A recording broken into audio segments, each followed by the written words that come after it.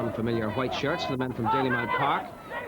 Alan Byrne losing out to Dully. Oh, that's a sloppy pass by Pádraig Dully, and it's given Fenlon the chance to open things up for Bohemians. Tommy Byrne now. Inside Coyle. Great stop by Jody Byrne. Marvellous movement, capitalising on the error. Fenlon sending Tommy Byrne away. He turned the fullback so well, but Jody Byrne did supremely. The inevitable long one, aimed for the head of Pádraig Dully, and he got the little touch. Oh, and Haylock's in round the back, and a great stop by Henderson. And away by Gagan. The first real threat from the champions. Present of that to Doolin. Rutherford. Support here from Howlett. Nice little ball, helped on by Bobby Brown. Haylock, and now Coyle. Round Gagan, and just too high. Alan Byrne. Fenlon, he dug that out well. Morris O'Driscoll. And now Declan Gagan. Gagan once more. Oh, it's found its way through here to Tilson. And he really would have expected to do better. Pretty much even Steven. Chances at both ends at Tulka. Haylock. Oh, an unforced error. Most unfamiliar from the Englishman. It's now Pat Fenlon for Bowes. And what a superb ball, and O'Connor's in behind the offside trap. Tony O'Connor against Jody Byrne. And that's the opener. 1-0 Bohemians. Splendid goal. Brilliantly conceived by Pat Fenlon and finished off by Tony O'Connor. He spotted his man on the run. O'Connor beat the flat back four. There was no offside there. And once in this position, the former Pats man had to be favoured, and he did what he had to.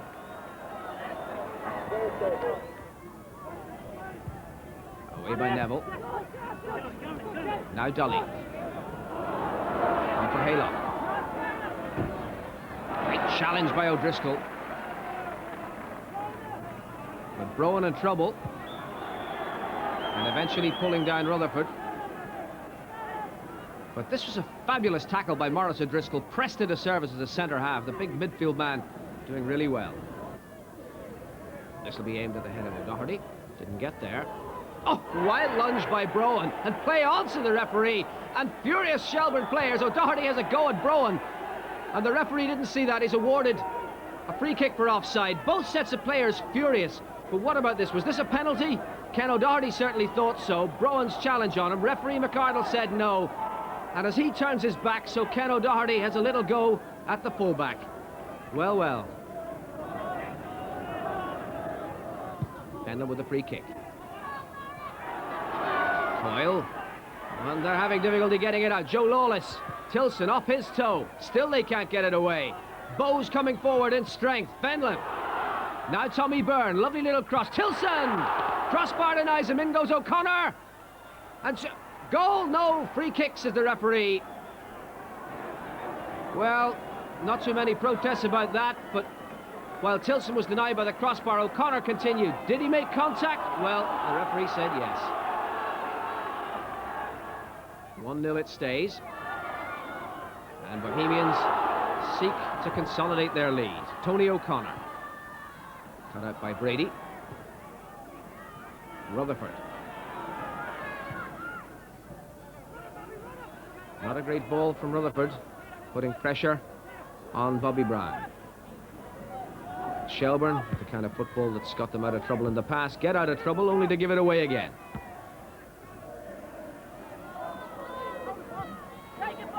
Bobby Brown. Oh, nice play. Here's Doolin. Doolin. Oh, the post denies Paul Doolin. Dully. Rutherford. And finally it's hacked away. Great play by Paul Doolin. He really made something out of nothing here. Driven so wide by the covering player Robbie Best and across the bows of Henderson and denied by the post.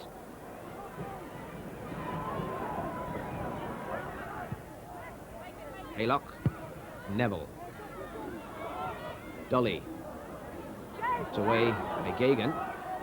Nice little flick inside by Tilson. Great strength there by Alan Byrne, and it's Tilson once more. Dave Tilson with men in the middle, and one of them's Lawless.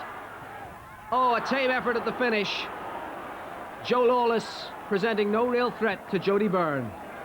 But what about this from Alan Byrne? Great play, strength and determination. Marvellous run by Tilson. And really, Joe Lawless will be kicking himself. He should have done better with this. Totally unmarked. Howlett. No trouble to Henderson. And the early ball for Tilson to chase. And Burns out of his goal. Oh, lovely composure by Dave Tilson. And that's a splendid goal by Bohemian's top scorer. End to end. Henderson dispatched it. The Shelbourne defence caught flat-footed once more. And what about this for a finish? Sheer class, 2-0. Just 18 minutes remaining and the champions with 2 goals required to save this one. Laid back for O'Doherty. Goes Doolan. And free kick against the Bohemians man, Fenlon. Off goes Browan. And on comes Lee King. To face up to this free kick. Howlett and Neville together. And it's Mick Neville. And it's 2-1. Well, that's the best possible answer.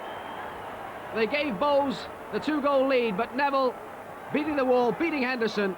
And now we have a final quarter hour to savour. Mick Neville, 2nd goal of the season, penalty, and then a free kick. Tommy Byrne for Bohemians. King chasing this, he won't give it up. Laid back for Lawless. And it's found its way to Tilson! Goal number 6 of the season for Dave Tilson, which puts him right up there at the top of the League of Ireland charts. The arch opportunist. First laid back for Lawless, and when Shells forced it away, Tilson, he was there. 3-1. And just 11 minutes to go. Haylock. We'll be sure that Shelbourne will give it everything they have. Referee McArdle, a little look at the watch. And Dully's control letting him down once more. As ever, it's Fenlon. Oh, another superb ball from Pat Fenlon. This is Tilson. Now, he's got to wait till he gets men in the box, but they're arriving now. Still Tilson. And here's Fenlon! Oh, my word, what a goal! Pat Fenlon! A goal to grace any occasion.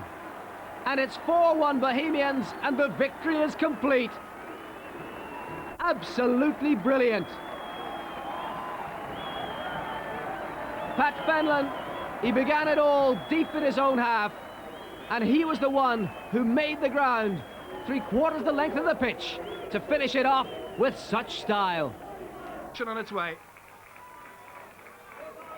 Ken O'Doherty up there joining the attack. Strange to see Derry City playing in the purple. Paul Curran. Now Hutton. It's a poor ball. Straight to Rutherford. The Birmingham City player leaves it behind to Paul Carlisle. Good run forward by Carlisle. Players calling for it. He's going it on his own. What a shot! That's a fantastic goal by Paul Carlisle. A player who's still on the transfer line. What a fantastic run this was. Gifted to him by Mark Rutherford. Taking it round 3 players. Well, after all those great European goals during the week, could they better this, I wonder?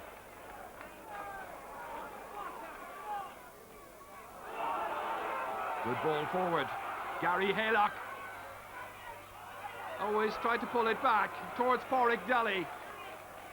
And the danger averted. Costello. Trainer. Donal O'Brien in the clear. Chance of a second goal here for Derry City. 2-0. The visitors lead.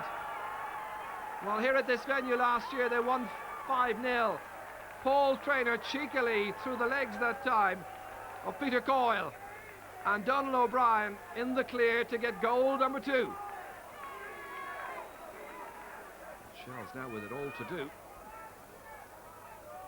All of the second half in which to get back those 2 goals, however. Costello. Howlett. Goes down by O'Brien. Coyle floating one across. On by Doherty. Touched in here to Desi Gorman. And Shells make it 2-1. Desi Gorman, the goal scorer, just introduced as a substitute. The floated cross in here was touched on by Ken O'Doherty, and Desi Gorman took it in his stride. Doherty again. Played forward here for Gary Haylock. Good run this by Haylock. Taking them all on, and a very fine save. Dermot O'Neill equal to it at the end, but another very good run. He wondered whether or not he was going to emulate Paul Carlisle from the first half.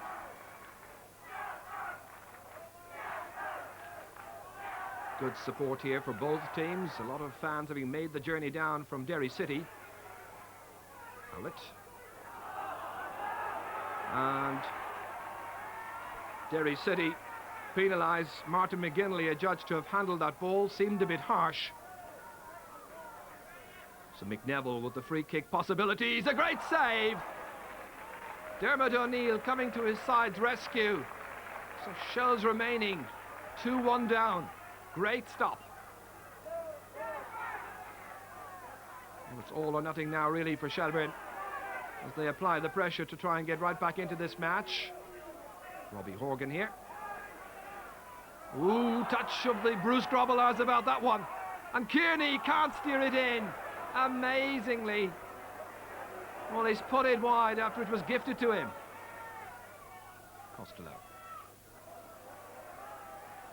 Leaving it there for Howlett. Gorman. Triangular football by Shells as Kevin Brady floats in the cross. Just a little bit too strong. Comes out and it's put over the bar by Gary Haylock. 2-1 had finished in a fine contest. Very useful side indeed. Demonge here. This is Peter Mumby. Former Shamrock Rovers player as well. Stealing in nicely. Oh, and a very fine save at the near post by Jody Byrne from a very good run. Demonge. It's Johnny Walsh. Now Barry Ryan, who he's gifted it back for Howlett. Very good ball indeed for Desi Gorman. Howlett coming in at the far post. Very good shot. Well, it was a very useful effort indeed by Gary Howlett. Sails in nicely here. Haylock touching it back well. And Minahan, oh, well, he's conceded a corner kick. There wasn't a lot of trouble around for him. Costello. Ken Doherty. And he's opened the scoring. 36 minutes gone. And Shells take the lead. John Grace beaten for once. And all coming from that corner kick by Costello. Needlessly conceded, it seemed to me, by Minahan. And a fourth goal of the season for Ken Doherty. Look. Get out here by Minahan. Walsh. This is Stephen Craig. Ooh, and he's taken down by Gary Haylock. That's going to be a Limerick free kick. Demonge the taker. Oh, it's the equaliser! Minahan, the goal scorer. Well, he may have contributed to Shell's opening goal, but he's more than made amends. Coming in at the far post, heading powerfully away into the corner. 1-1. Demonge with his free kick for Limerick. So now coming looking for the winner. 2 minutes remaining, remember. And a goal! Out of nothing! Barry Ryan gleefully putting away the chance. 2 minutes to go, and Limerick take the lead. That's surely a winner. John Smith's cross. It came down off the legs of Howard King, somewhat fortunately for Barry Ryan. A hint of offside. But Limerick, 2 goals to 1 ahead, and only 2 minutes remaining.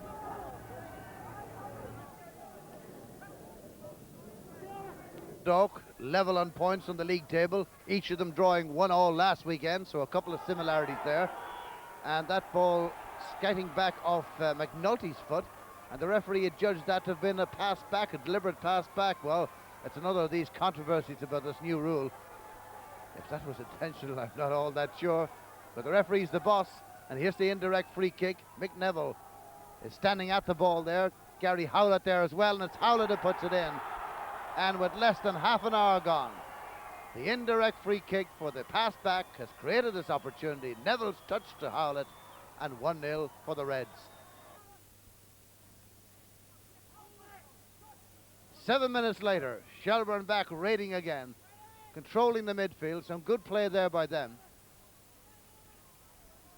Brian Flood on the left, threading one through.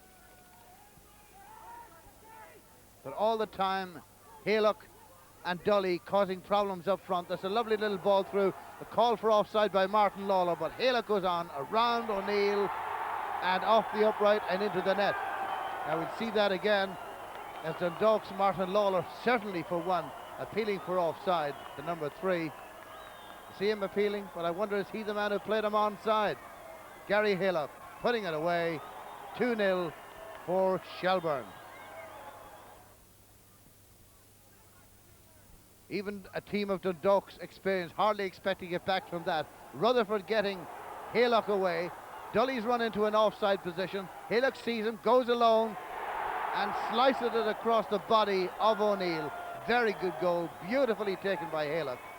That's good work. It was a good out ball too from Rutherford inside his own half that got him free. And Call and Murphy left floundering in the middle of Dundalk's defence. You see Dully just left of your picture, ambling offside.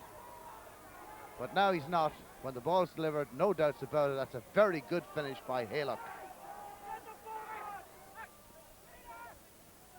Can Dundalk at this stage get something out of it? Good run here by Peter Hanrahan. Referee didn't see a foul. Give Hanrahan any advantages that were going. This is Alan Doherty. As you see, a sub on the evening. Dundalk desperately missing Gino Lawless in this side. That came off somebody's heel, and a corner kick has been given.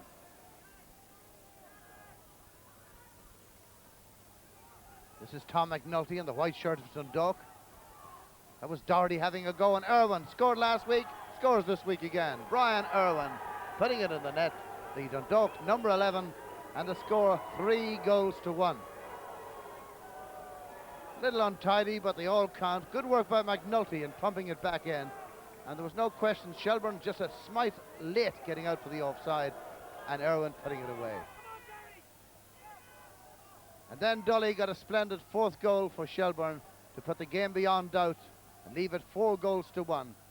The goals were finished, but the incidents were not. Dundalk looking for a consolation.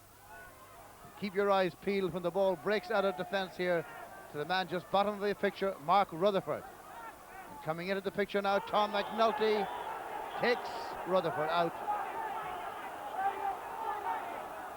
And the referee will take immediate action. A bit of jostling still to go on. You see James Call in the middle of it there. And the physio dumped on the ground. Just a little hot under the collar, these fellas. But there's no doubt about the foul on Mark Rutherford.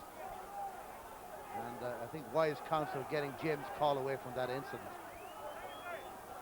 Rutherford getting attention, and so is Tom McNulty, except McNulty's attention is a red card. So a bad night for the town.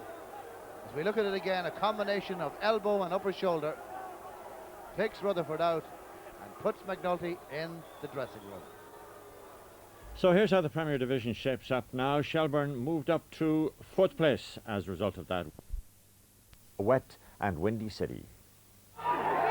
It's doubtful if the game should have been played at all. Both sides struggling to come to terms with the incessant rain and sodden underfoot conditions. Jody Byrne doing well to keep his eye on the ball as it skidded across the turf. Cork had the better of the early exchanges. Philip Long's cross here providing difficulties for the Shelbourne defence. The ball eventually reaching Declan Roach, and he was denied by the outside of the upright.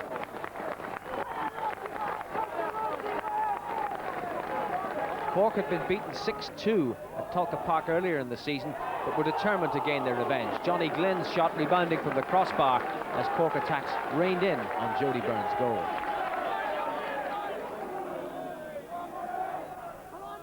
Liam Murphy holding off Mark Rutherford. and then releasing Declan Roach for the opportunity that put Morley in the clear, and the ball just crept in across the line, trickling through the mud. But they all count, as the man said, and that was 1-0 to Cork. In the second half, Shelbourne battled hard to get back on terms. Bobby Brown digging it out of the mud, Costello assisting him. And some good football played despite the atrocious conditions. The ballooned cross nodded into the penalty area by O'Doherty, and it eventually reached Howlett for a splendid strike and a splendid equaliser. Gary Howlett, who's in the midst of a rich vein of scoring form at the moment. At 1-1, Shelbourne had their chances to take the lead, but Porrick dully denied by a combination of stout defence by Harrington and the weather conditions. The winner when it came was a fine goal too. Morley getting round Mick Neville, but the sliding challenge from Peter Coyle doing no more than set up Johnny Glynn. And from that kind of range, the former Galway man just doesn't miss. 2-1 to Cork. Well, despite the best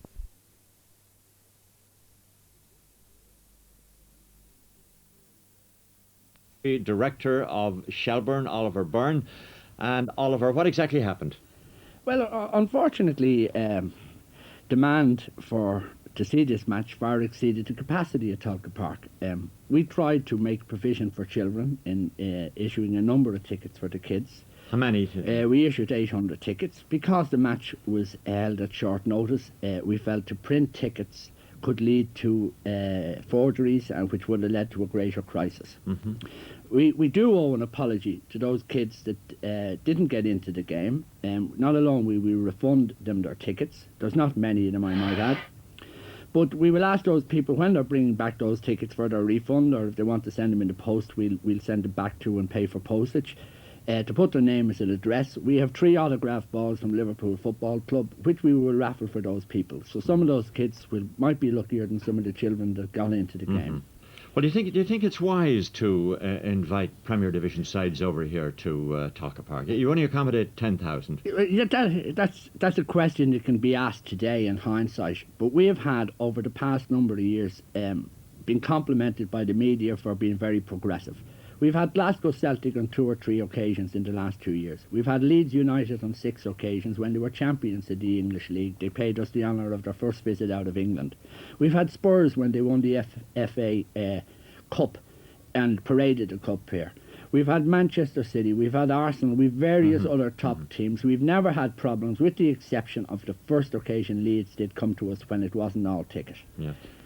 And you say that you would have issued tickets, but you were afraid that there would be forgeries. Does that mean that you won't contemplate issuing tickets in future? No, there's definitely the situation for now. Or how can you prevent that forgery? We are now investigating a situation whereby we can have maybe 2 or 3 sets of blocks of tickets for the whole stadium issued now, without names or dates on them of whom we may be playing, with a seat number on it.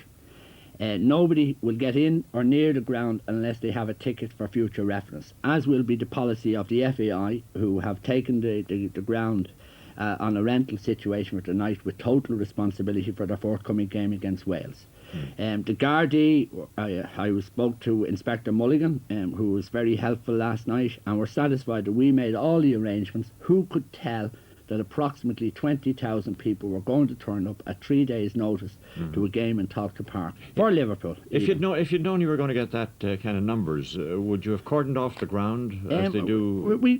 This was the problem. We had both the top of Richmond Road, and we had Richmond Road at the junction of Grace Park and the Ballybuck end of the ground, as we commonly call it, cordoned off. When we saw the crowd arrive from 3-4 o'clock in the day, in our wisdom we opened the stiles earlier than 6 o'clock to stop a congregation on the road. At 6:30 the Gardaí noticed that the ground was practically full, and they asked and told the people the ground was full, as did myself and 3 of my directors, whom were on the road at Richmond Road for the length of the match. They didn't even see the match, trying to get the message across to the people. We told the people and the ground was full. We requested them not to go near the ground. We can understand the kids' problems with tickets, but we can't understand some of the public whom, when we told them the ground was full, they climbed up on buses, they climbed over walls, they climbed over everything. Everybody that was in the ground was quite satisfied. I'm sure they had the most enjoyable night. The only person that I know that was injured, unfortunately, was my brother, who, in the process of trying to keep... Joe, was it? No, Kieran. Yeah. Trying to keep people out of the ground, fell off the wall, or was pushed off the wall, and broke his ankle. So there were no serious consequences Not in that regard. not that we are aware of. But it's ironic, of course, that you, under UEFA rules, you have to have seats in there. You could accommodate 20,000 otherwise. Yeah, I remember, like, in 1957, Shelbourne played Shamrock Rovers in a cup match on a Wednesday afternoon. Maxie McCann actually scored the winner from a penalty. There was 18,500 people in Talca Park. UEFA have issued a directive from 1994 that all stadiums that are used for European Cup matches have to be all seater, or that part of the ground which is not seated will not be allowed to have spectators on them. If we weren't prepared to advance and give Dublin public a soccer stadium in which they can be proud of and have the right facilities, we would have been able to, on a terrace with crash barriers last night, to be able to cater for 20,000 people. It is ironic indeed, Oliver. Well, anyway, congratulations on getting Liverpool over here. The fans enjoyed the match. They got in there. They are, and at the moment, for some of those disappointed, I will endeavour on behalf of Board Gosh to try and get an interleague match with Liverpool in the foreseeable future. Great, and you're away to Dundalk tomorrow. Good luck 2 on that points, one. despite what all the press say. Yeah. Can you still win again this year? It'll take a good team to take the title off us. Thank you, Oliver. Oliver Byrne there, Shelbourne, and we'll, from now on, indeed... And they bring a bit of width into their play, and this is Rutherford doing exactly that. Good looking cross, comes down for Brown, and he's put Shells in front after 9 minutes. That was only the first of the day. Quality goals were to follow, and this was another of them. Shelbourne had peppered their performances with outstanding strikes, and here was Pádraig Dully to nod them into a 2-0 lead on their way to the championship, their first for 30 years.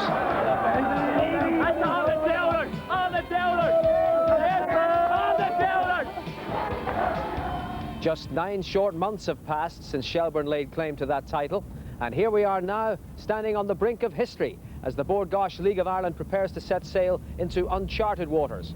For the very first time, the top 6 in the competition will split off to play for the league title among themselves.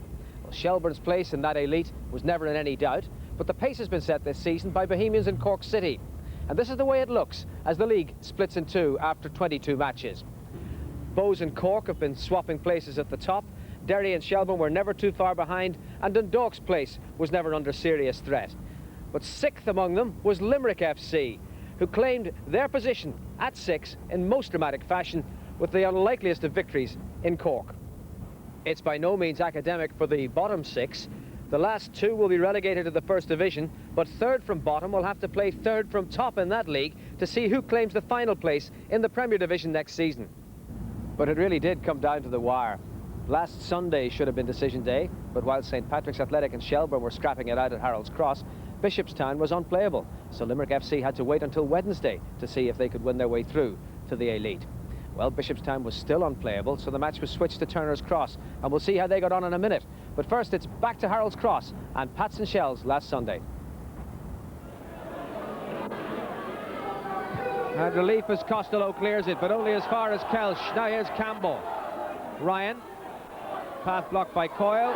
Offside again against Campbell. That won't count. Sean Brady had the flag raised.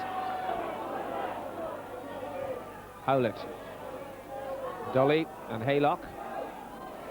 And still it's Haylock. And he got the shot, and the post saves Pats.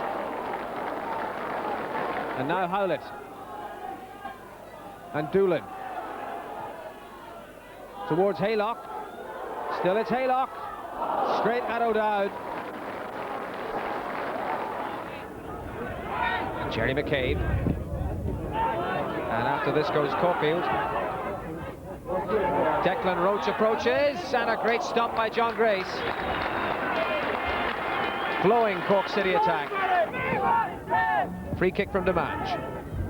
Mumby hoisted towards King, and there it is, the opening goal. Limerick take the lead. Cormac Cotter. Caulfield in chase. In the middle is Paul Bannon. Oh, it's somehow they get it away. Ray Duffy's was the foot to knock it wide. Connor once more. Duffy again. And Grace under pressure. Well, he got it in the second attempt, but Brendan Barry's whistle had gone. Blow it up, man. That's it! Yes! The shrill blast on the ref's whistle put Limerick FC into the top 6. A remarkable achievement on scant resources by Noel King.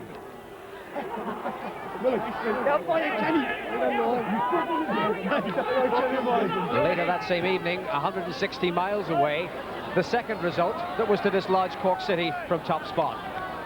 Bohemians against Shelbourne. Bows had done well at Talca earlier in the season. They began well here. Tommy Fitzgerald with the opening goal. But resilience was one of Shelbourne's stronger suits on their way to the title last season. And it showed again when they got the equaliser in the second half. This was Mark Rutherford. How often he sent in the telling ball. This was another of those, and Gary Haylock rose to claim his 12th league goal of the season. But this was the most important league goal of the week, the one that decided the final composition of the top 6. Peter Mumby to Howie King, and Limerick FC were there, building on their League Cup success. Holders. A good crowd, good atmosphere at Talca Park, and two good teams to furnish the entertainment. Shelbourne playing right to left. Haylock on the run. That's Dully rising to Costello's cross. Haylock in at the post, and it's off the upright it comes. So close there for Gary Haylock, and a great jump by Porrick Dully. We'll get a chance to see that again as Bohemians break. Rutherford gets back to make the challenge. Peter Coyle battling away. This time it's Porrick Dully. Braun out just slightly. Drops to the unmarked Paul Doolan. Chance of a shot. Didn't quite get it on the meat.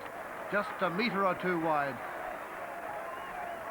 But a chance for Doolan from long range. And here's a chance again to look at that cross. Very good jump by Dully. Just passing over the defender's head. Robbie Best, and Haylock was in. A little high the first challenge by him, but how unlucky for the finish. Bo's trying to set up something, but it's Mick Neville there to boot it forward again.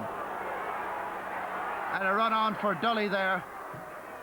Henderson came out. I think he might have touched the centre forward, but Dully wasn't aware of the proximity of the goalkeeper.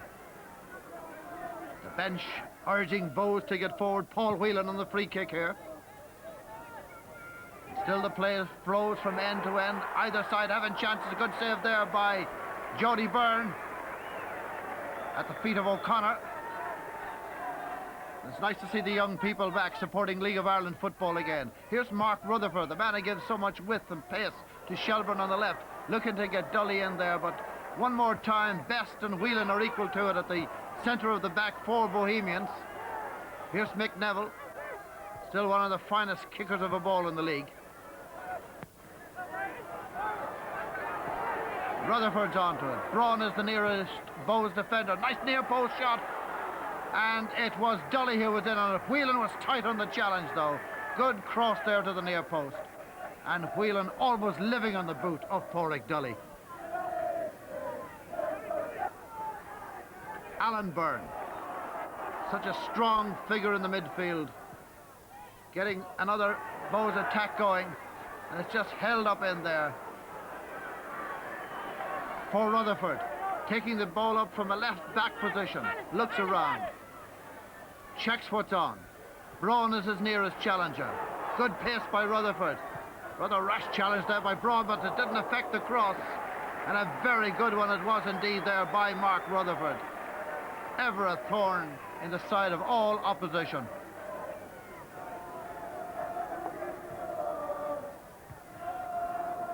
Where's the ball?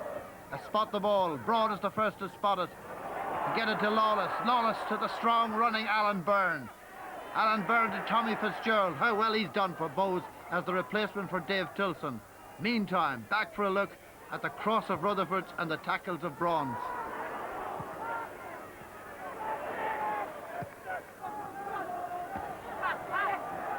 In again to Alan Byrne. Shields the ball well to give space to Fenlon to work in. Very skillful midfielder. Nice little square cross. Backing down to Alan Byrne. Knocked back to him there by Tommy Fitzgerald. Cracking shot. And more Alan Byrne influencing the midfield.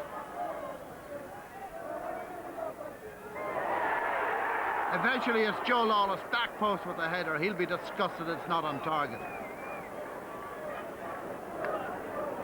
The Bows combination in midfield is a strong one. There's Alan Byrne. Great pace Byrne, good tackler, tremendous worker. And Fenlon supplying a lot of guile and craft. But Dully up front, always a threat here for Shelbourne. Booted away by Robbie Best. Good chest kill by Rutherford. Braun not being tempted into the challenge. Brady. Shelbourne trying to get it forward again. Howlett. But a good match. Full of action. Full of pace.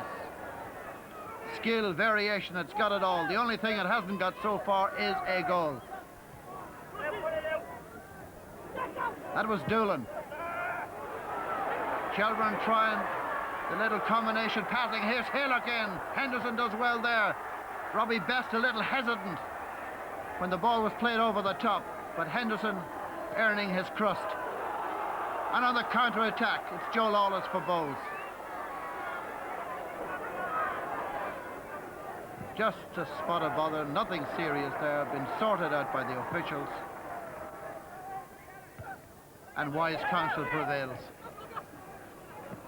The football on the park is much too entertaining for that sort of stuff. That was a late challenge there. And the whistle's been gone anyway. Oh, here's something new. I've seen dogs before on the pitch, but never a cat. Might be a good mascot for Kilkenny City, huh? The cat that thinks he's a dog.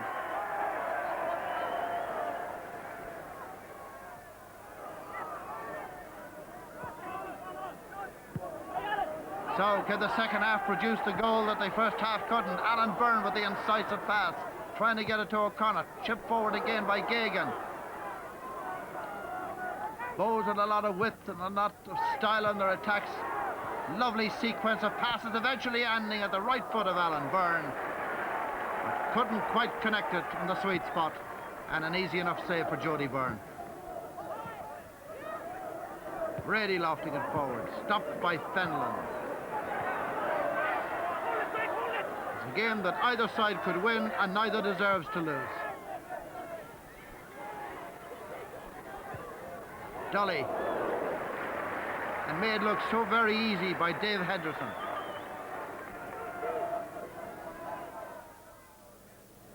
Bows have in a sub, Lee King. He's come in for Declan Gagan. And Bobby Brown has come in for Shelbourne, for Greg Costello. Costello had a booking. Maybe they feel that if he got involved again, they'd be down to 10. Now it's the sub, Lee King, trying to get through for Bows, but neatly picked up by Jody Byrne.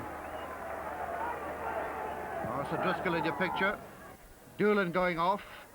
Flood about to come in for Shelbourne, who have now used their two subs.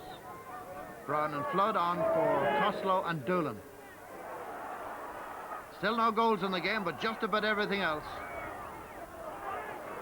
A game with a lot of pace, a lot of variety, and here's another change with Bobby Brown on the move. In possession, it's Dully. Good run from the right-hand side by Dully. Across his path comes Howlett, and it's a super save by David Henderson. Decisive run by Dully to set up the chance, and running across his path, Howlett to take it up. Rutherford's cross, or corner, or both, to Bobby Brown. No way through there for Howlett. Looks for the opening. Bow's legs in the way. Ball's cross, and there's whistle's gone there as the two players came in to challenge David Henderson. But offside was the decision. I look back again at Porrick Dully's run, how strong he was. And his vision was good too, and it was a lovely run across the flight path there by Howlett. Save was excellent.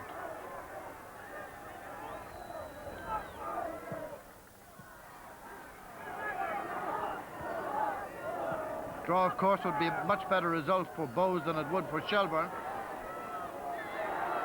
Haylock. Well hit, but not on target.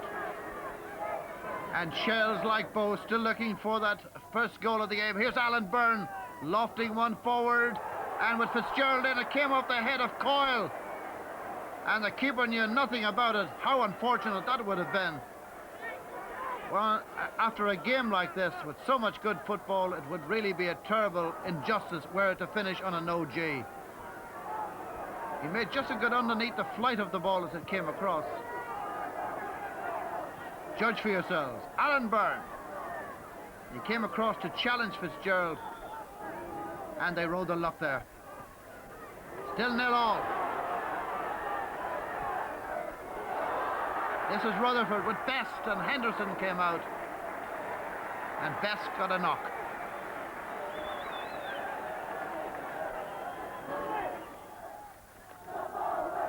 The Boaz fans are the happier, especially with a full-time whistle. Shelbourne 0, Bohemians 0, and a result that will please the Gypsies more than the Reds. Alan Byrne, tremendous game for Bows at midfield, and Whelan, magnificent at the back. So after that marvellous match, Bohemians have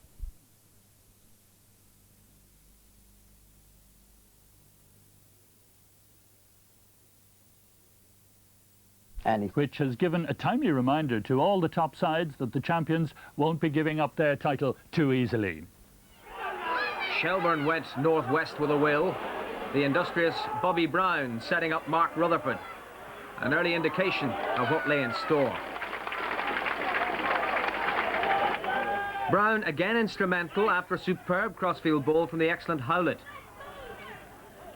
Anto Whelan and Porrig Dully also involved before it found its way back to Brown.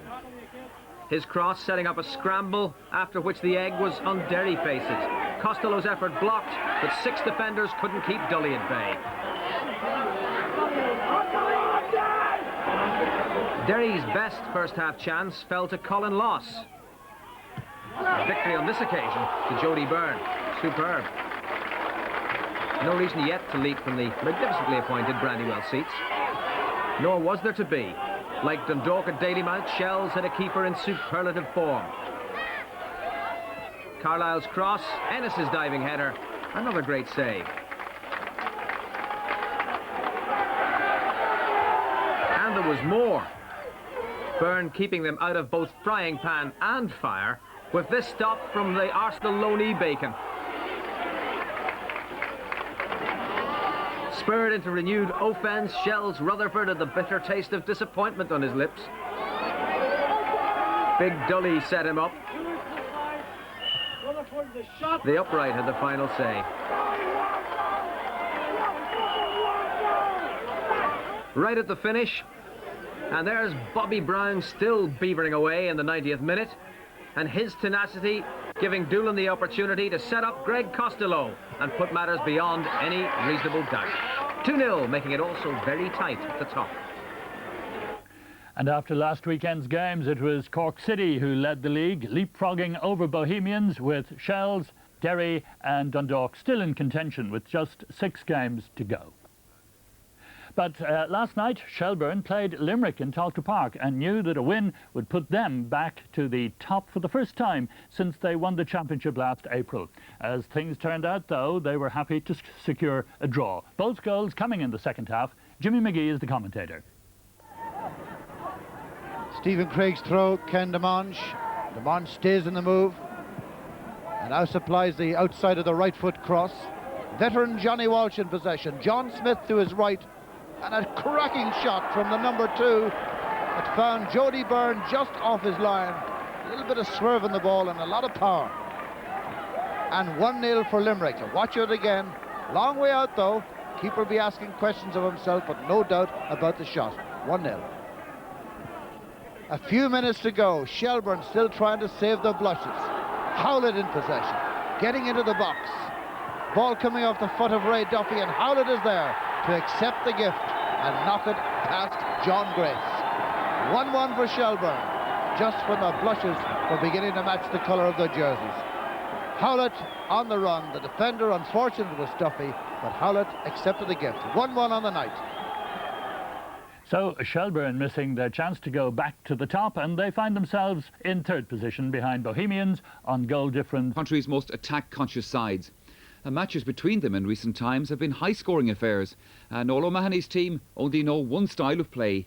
We don't ever go and decide that one guy must be stopped, because they've got so many good players that you just have to make sure that you go and play your normal game, and hopefully that you'll be able to close down and stop them from doing certain things. But we will also go to that cup match in Talca Park and be positive in our approach. And You've got Declan Roach, of course, who knows a thing or two about Shells. yeah, well, Declan has won a league medal with Shelbourne last year, and Declan again knows quite a bit about Shelbourne, and I don't think he knows I think we know every bit about Shelbourne as anybody else. And Is it the kind of game where you go to win, or would you be content to bring them back for a midweek replay?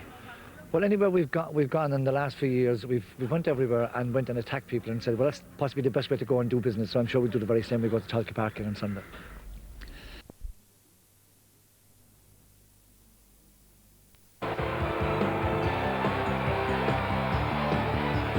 Pat Byrne, they began the campaign knowing everybody would be there shooting at them. It's been no different since the cut-off. In the top 6, it's been difficult for Shelbourne too, but there have been some notable results along the way. Well, I said at the outset, if we got into the top 6, if we were in 2 or 3 points off the leaders, I'd be very happy. Because we were kind of pleased to get back into that position. And now in the last 5 games, we're only 2 points behind the leaders. We have an opportunity to do well on Sunday against Cork. So if we take that opportunity, well, it squares us with them. And then the bowl situation, you can see what happens after that. You've had some tremendous matches since the cut-off point. I think back to that game against Bohemians here on a Friday night, an absolutely superb game. Yeah, I was laid up that night, actually, funny enough. I was on my back, and I was getting phone calls every so often. But I watched the highlights on the Saturday, and cracking game. I could even feel the sort of feel to the game. It was great. And we were a bit unlucky not to win it, and then we were a bit unlucky not to lose it. So it was a very even result, I felt, and people here felt exactly the same way. Possibly your best win in the last 5 games was up in Derry. It was a great success that 2-0. It's probably one of the best performances we had this year away from home. Everything went right. Players played very, very well. We got the breaks. We scored some good goals. And overall, I don't think they'd no problems with it. We deserved to win, and we won handsomely at the end of the day.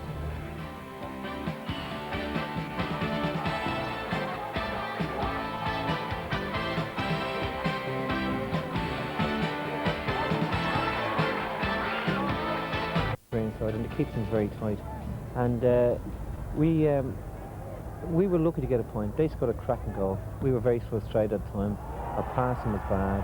Our general play was bad, and we totally lost the run of the game, really. And then we got back in with a little bit of magic from Gary Howard. So all in all, I was very, very pleased. And the way the real results went, it turned out very well for us. I don't really mind where we play at the moment, because the lads are playing quite well. It puts probably a little bit more pressure on sides to win at home at the moment. So therefore, the way we play and the forwards we have, we'll always get a few chances. So all in all, it's I'm not really worried about it. If we have to win it here, great.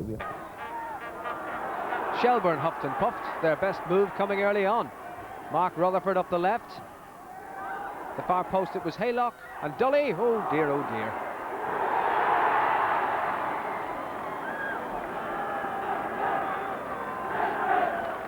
Cork sensing hope. And who was to say they weren't worth a breakthrough too? Mick Neville totally misjudging it. Pat Morley denied by Jody Byrne. It was actually the Jody Byrne show from now on. Liam Murphy in a role in front of the back 4, but moving forward at will and delivering the kind of shot that Byrne relishes.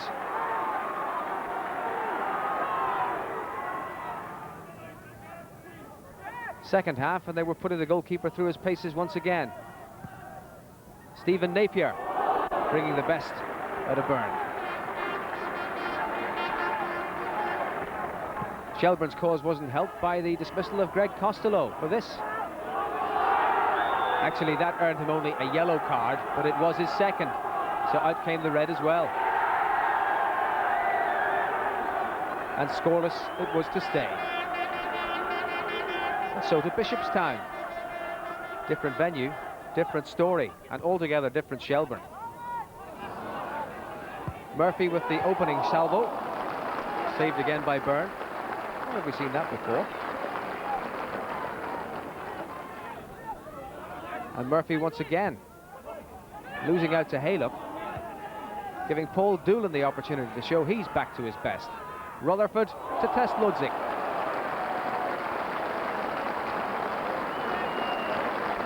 That was to be the signal that Shelbourne were to be an altogether different proposition in this match. Gary Haylock with the cross on this occasion. Ken Doherty up with the attack with a firm header that Ludzik did well to keep out. But as so often happens, the first of the goals came at the other end against the run of play. Rutherford giving away a free kick while Shelbourne were on the attack, and attack turned to rather unsuccessful defence. Fergus O'Donoghue's lengthy free kick confusing the Shelbourne rearguard, and Anthony Buckley finishing it off to claim his third goal of the season. Just what Cork had ordered, why they'd achieved the replay. But home advantage was to count for nothing in the end. And one of Cork's biggest crowds of the season was to leave Bishopstown disappointed. For Shelbourne kept beavering away, inspired by the exceptional Doolan. Rutherford's persistence bringing them this throw. And for all his organisation, Alex Ludzik ended up picking the ball out of the net from Rutherford's boot. Variation on the theme of celebration, and this was why. But where was the marking?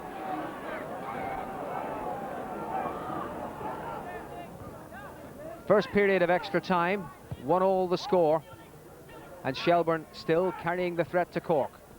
Again Rutherford there, and here's Doolan. And somehow it stayed out. Haylock's misfortune. A minute before the break in extra time, Paul Bannon bundled Rutherford off the ball. That gave Shelbourne the set piece, and Howlett the opportunity to cross. Daly misread it, Doolan didn't. 2-1. He likes his southern opposition, does Paul. That's the third goal he scored this season against Cork City. They don't come much more straightforward than that.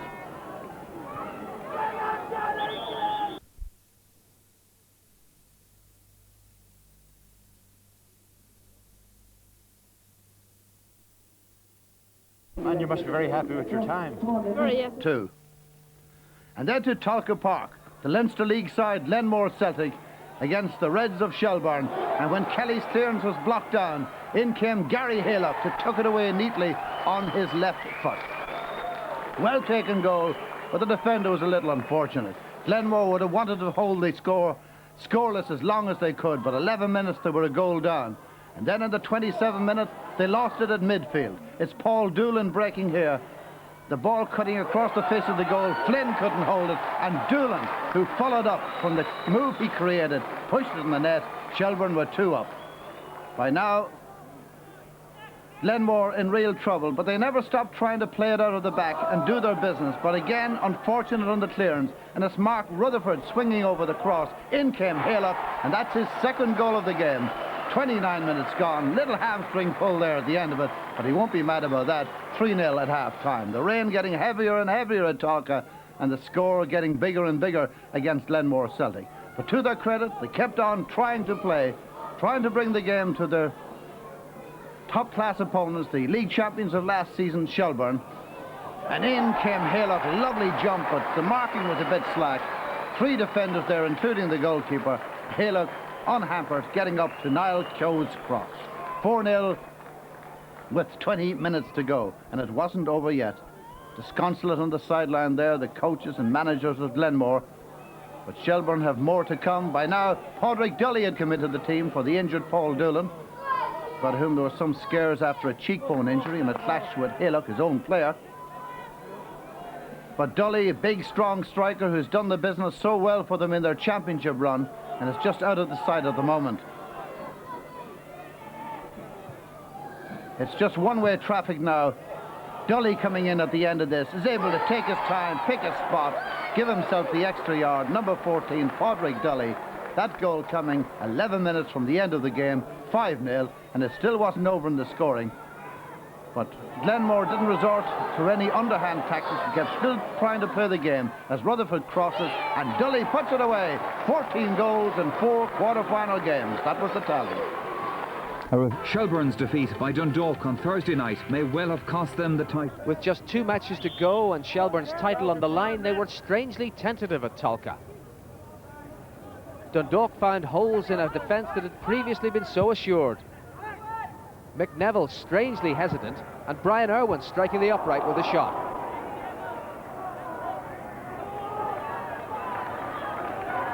It took Shells some time to get a grip of their game, but when they did, they showed some flashes of the inspiration that brought them the championship last year. Wonderful turn by Haylock, but only the side net.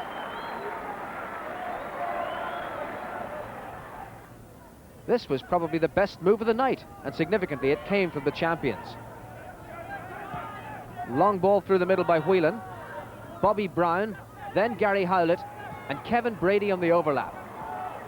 The ball struck superbly at pace, and Haylock's header deserved better.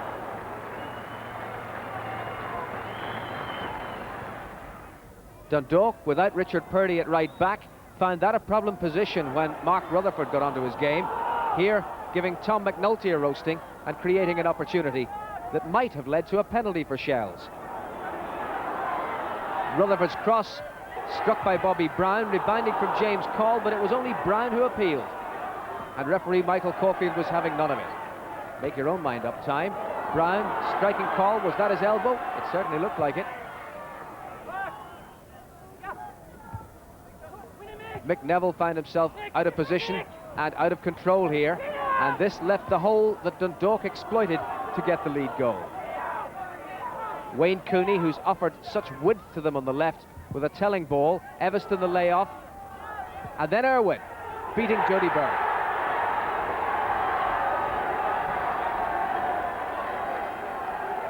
No centre half to pick up Everston or Peter Hanrahan here, and the free man was Brian Irwin. A clinical strike. Shelbourne came more into it in the second half, bringing a determination to their game that had been lacking in the first. Haylock, then Howlett, and Mark Rutherford once more. A fine effort, well dealt with by Alan O'Neill. From the corner which resulted, Gary Howlett found a chink in Peter Hanrahan's armour, and Shelbourne might have had more than they actually achieved. Delivered once again by Howlett, glancing header by Haylock. O'Neill parried it, Dully went in, and then Haylock rifled it over the bar. But having taken the game to Dundalk without getting anything to show for it, Shelbourne became tense, their play reflecting the fact that they could sense that title slipping away. Snatching at chances, clutching at straws, they never really put a threat on Dundalk's goal. Costello's shot, not troubling Alan O'Neill. And as the game moved into its final phase, the better chances were falling to Dundalk. McNulty took the free kick, headed on by Hanrahan, and Irwin on the turn, forcing a fine save from Jody Byrne. 24 hours earlier, the mathematics at the top of the table had consigned Dundalk to a position as an also-ran, but it certainly didn't show. They finished the stronger. This powerful run by Peter Hanrahan exemplifying the difference between the sides on the night. Had it not been for some scratchy performances earlier in the season, Dundalk could have been within touching distance of the trophy. Here they had to be satisfied with just a fine collective show. Shelbourne, on a heavy pitch, were reduced to the long ball tactic, and that's not their game. Dundalk, with a crowded penalty area, able to keep Padraig Dully at bay. And the final action belonged to Dundalk. Peter Hanrahan, who'd had a fine second half, dispossessing Anto Whelan and homing in on goal. A real mind-bender for Jody Byrne coming up, but it bent the wrong way for Hanrahan. Nonetheless, a conclusive victory that leaves Bowes in the driving seat. A huge set. But against Derry, in the very final minute, a former Derry player threw them a lifeline. Paul Doolan bursting through and bringing relief to all and sundry at Tolka Park.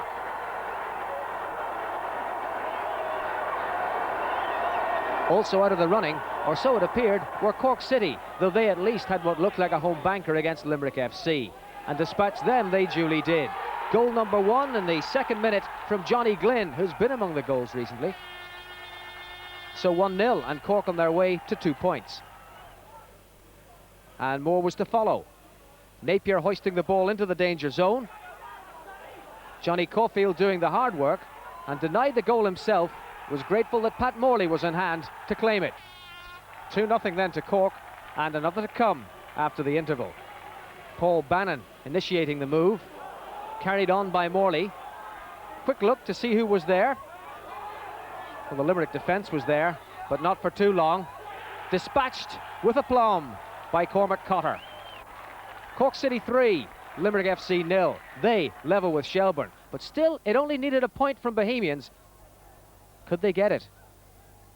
They were on schedule until midway through the second half, when referee Oliver Cooney saw a corner that few others did, and that was that. Dundalk with the corner they didn't believe they had. Again, it's hung up in the air by Wayne Cooney. It's fallen from McNulty. Oh, he's made it!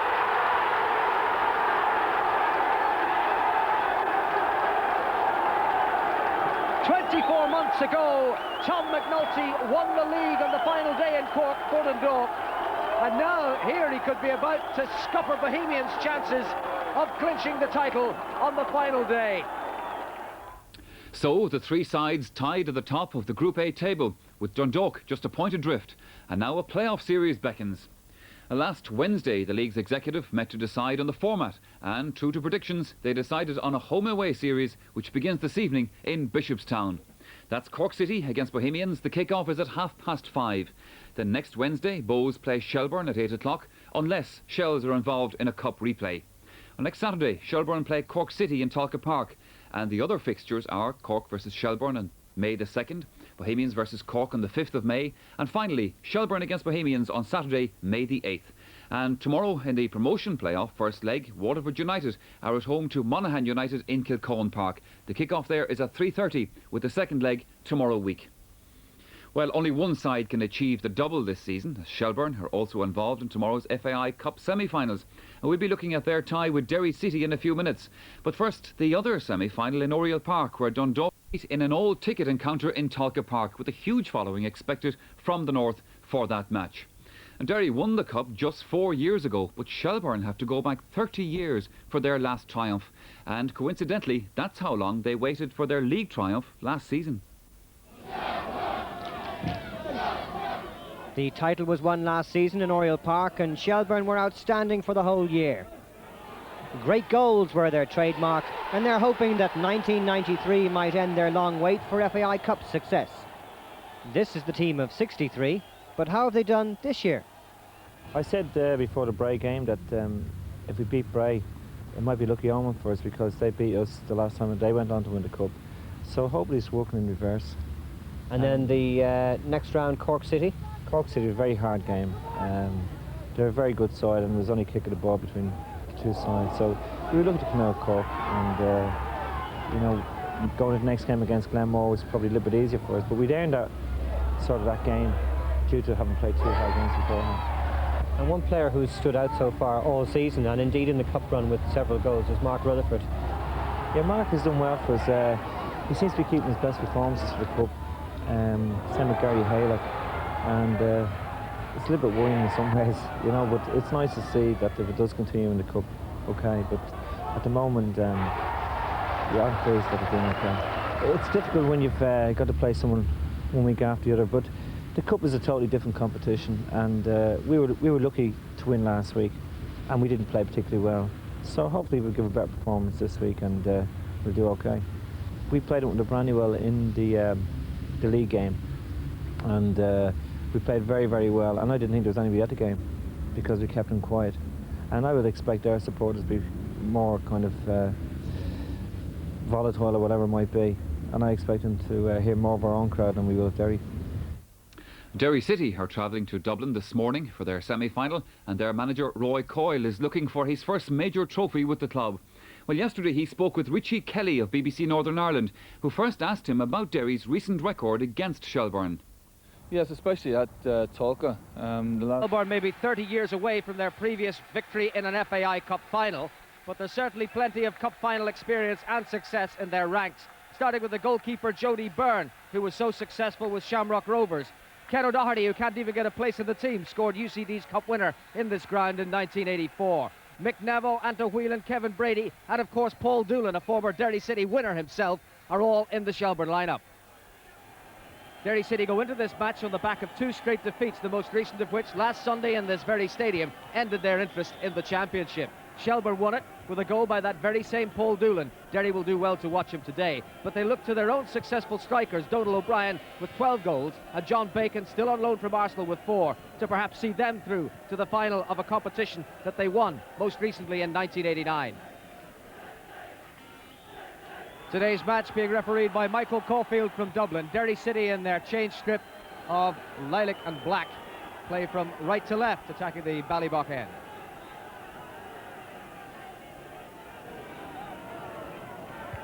And Doolan again in the fray. Then it's Hutton for Derry. Cleared away by Brady. Dully seeking Doolan. But the whistle had gone. There was a foul on Pádraig Dully. Advantage not played. Free kick to Shelbourne. Dully.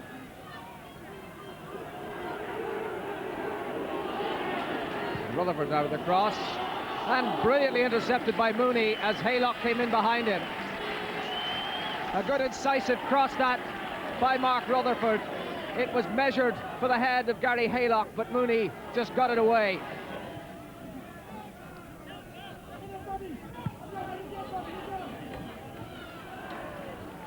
Mooney cleared it, on by O'Brien.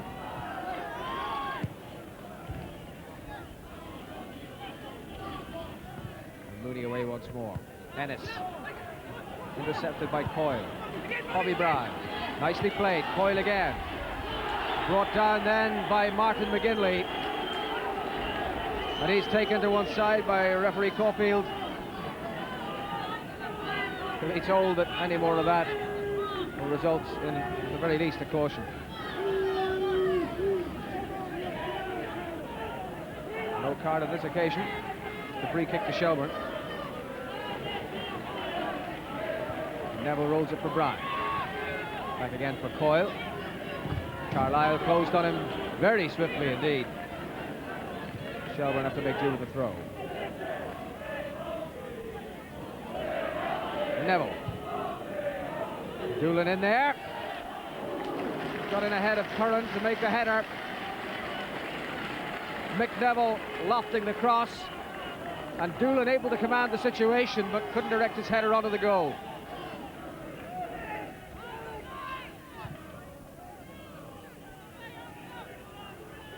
Again, O'Brien rising with Whelan, and O'Brien getting the better of it. Ennis falls over.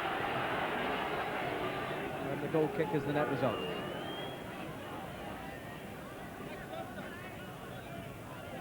Mark Ennis, who's had a lean enough time as a goal scorer at Derry this season, his total just 9.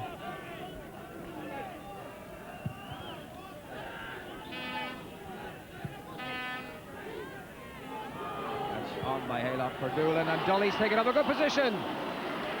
Well,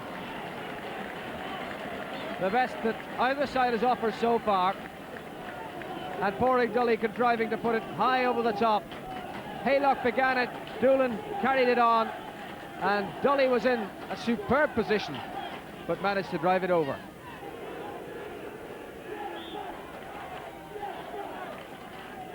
And O'Neill takes the kick. On by O'Brien, away by Bobby Brown. McGinley. Still it's McGinley, and he's found O'Brien. And the big man has a shot at Jody Byrne. Didn't look happy about that. The trajectory of Donal O'Brien's shot, such that the keeper had his work cut out to hold on to it. Fine effort.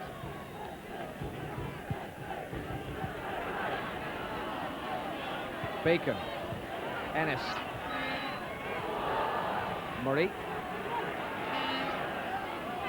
Doolan getting it back for Shelbourne. It's Coyle up the line. Dully. Gold cutting it out. And Away it goes for the throw to Shelbourne. Well, that was a fine effort by Donal O'Brien, Derry City's top scorer this season with 12. Brady has room, but on that instance, a lack of control. Now something better. But Gold in the way. Mooney. That was Coyle, and it's Doolan for Costello. Murray with a challenge, and Carlisle to continue. Peter Hutton. Carlisle once more, and Hutton again. It'll be Carlisle who try to cross, and again. Onto it goes O'Brien, and Bobby Brown had the opportunity to bring it away. Now it's Mooney, and Ennis shoots, and Byrne saves, and Neville clears it away. High drama there in the Shelbourne penalty area. Paul Mooney attempted the shot, then it was Ennis beavering away. He got the effort in, it was blocked, and finally Mick Neville got it away at the expense of a corner.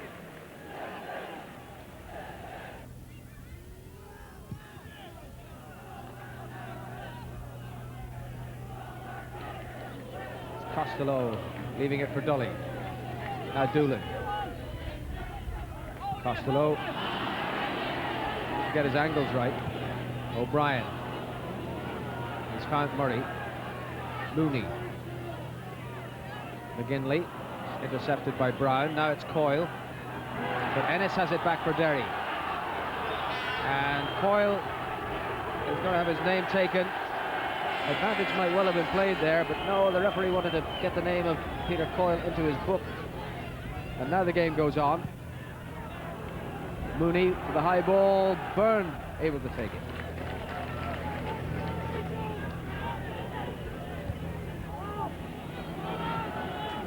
Brown now for Haylock. Taking on Hutton. Found the cross, which Curran has put away for the Shelbourne corner. And here it comes, taken by Haylock.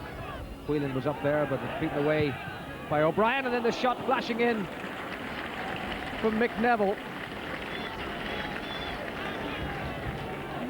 Corner floated across, O'Brien got it away, but it fell invitingly for Mick Neville. His shot just wide.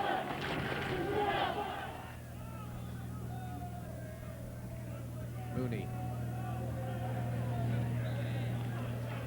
And Mooney again.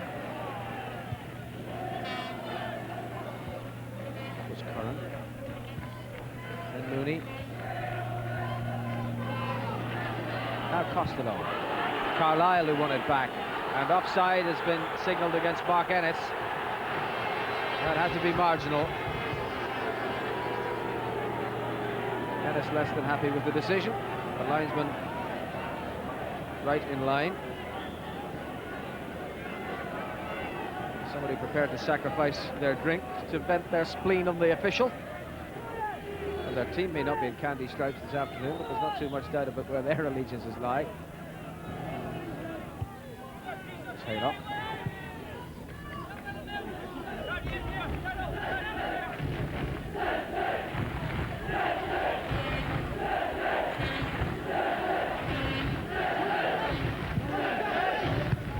Brady.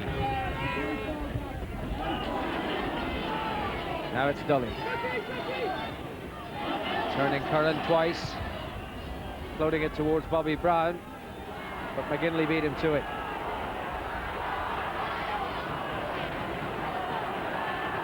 Murray. Rebounding from Doolan for Bacon. Doolan with a second chance. Now it's O'Brien. Bacon. O'Brien again. Too high.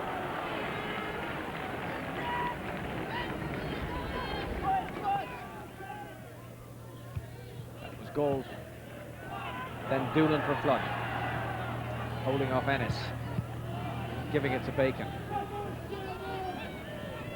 And the challenge from Doolan was a very rash one. And the card comes out for Paul Doolan. Came in behind John Bacon, took the legs from under him. And so Paul Doolan becomes the third player to be booked for that foul on John Bacon. Came in right in behind the Derry player who was battling to keep control of the ball and gave him no chance at all.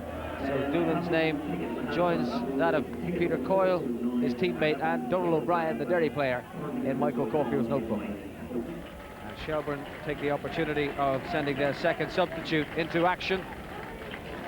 Bobby Brown has left, and Ken O'Doherty, scorer of UCD's winner in the FAI Cup final in this very ground back in 1984 when they beat Shamrock Rovers in the replay. Ken O'Doherty is on in place of Bobby Brown.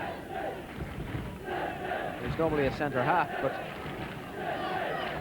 no doubt be put to good effect in a forward role. And immediately they try to bring him into the action. And Gold puts it out for a corner.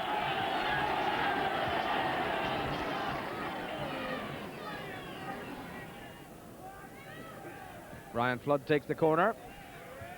O'Brien knocks it away. Then it's Doolan. O'Brien again. And the shot that came from Dully was quite comfortably dealt with. A finish by Dermot O'Neill. O'Brien prominent in the defence of that corner. When the ball eventually came out, Dully had the snapshot, which O'Neill got well behind.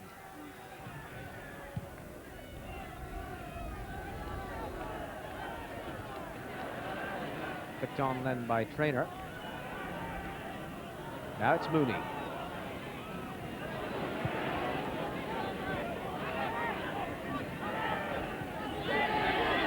Haylock. Mooney unable to control it. Haylock, Dully. Now Coyle. And Dully arriving and just unable to get on the end of it. Peter Coyle it was who made the ground up the right and whipped in the cross low. Dully slid in and was just inches away from what would have been a dramatic opener.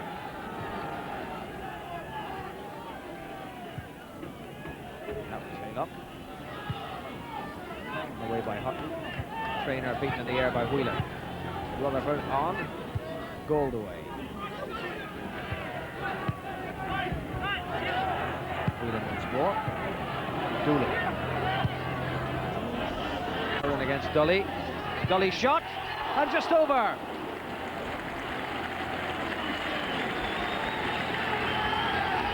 Great effort that. The ball hoisted into the area. Curran rose with Ken O'Doherty, and when the header came out, Dully was there to flash the shot at it and put it just too high.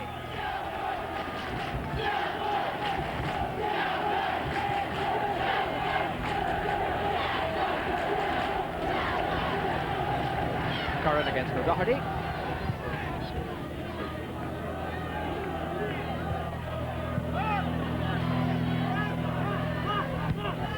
Now Rutherford. Cleared away by Donald O'Brien. Back again by Brady. Shelbourne coming more and more into this after a period of Derry dominance. Haylock, Doolan, Brady. Carlisle stood his ground against Haylock. Now it's Traynor. Ennis laid off for Traynor again. Bacon going after it with Coyle. Coyle's header straight to Ennis. Then it's Bacon. Just couldn't control it.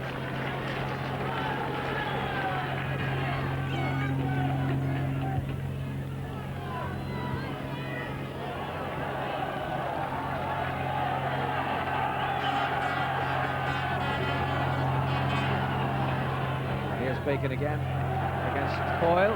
That's a corner. Peter Coyle forced into defence against John Bacon. Plenty of big men in the area now for Derry.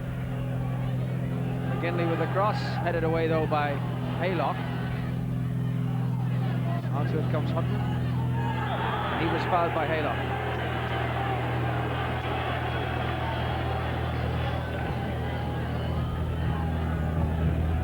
Quarter of an hour of the match remains.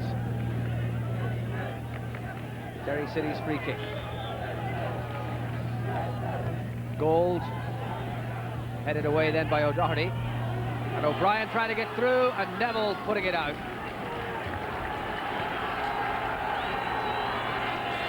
Derry City's throw.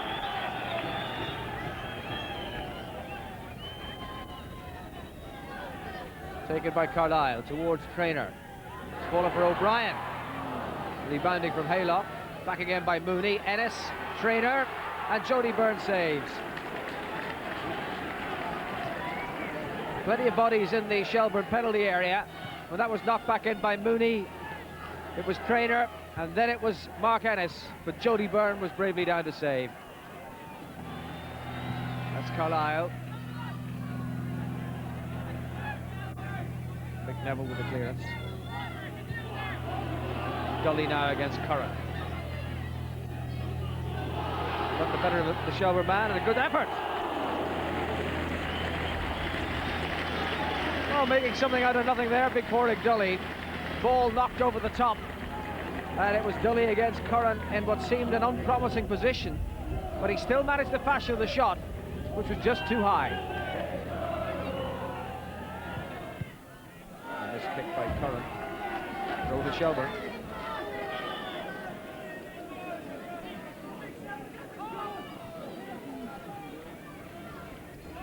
Dully trying to release Rutherford and succeeding. O'Brien, oh, he's lost it. Dully! Well, the best chances of the second half have fallen to Porrig Dully. That was an optimistic pass up the line for Rutherford, who made the most of it. Whipped in the cross. O'Brien made a mess of it, but Dully just couldn't direct the shot onto the goal.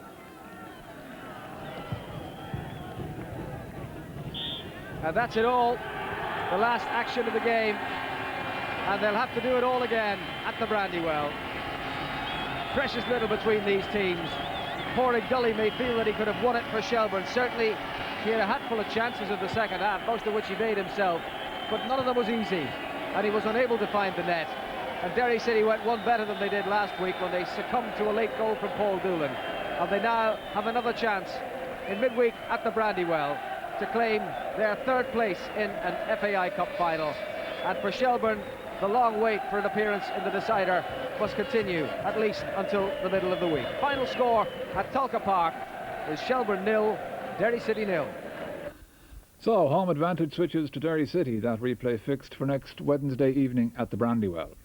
No goals at Tulka Park then, but there was a decider in the other semi-final at Oriel Park. Paul Carlisle here at the free kick. And what a finish. Leaving Jody Byrne absolutely flat-footed. A magnificent set piece by Derry City. And they take the lead. Mick Neville with the free kick for Shelbourne.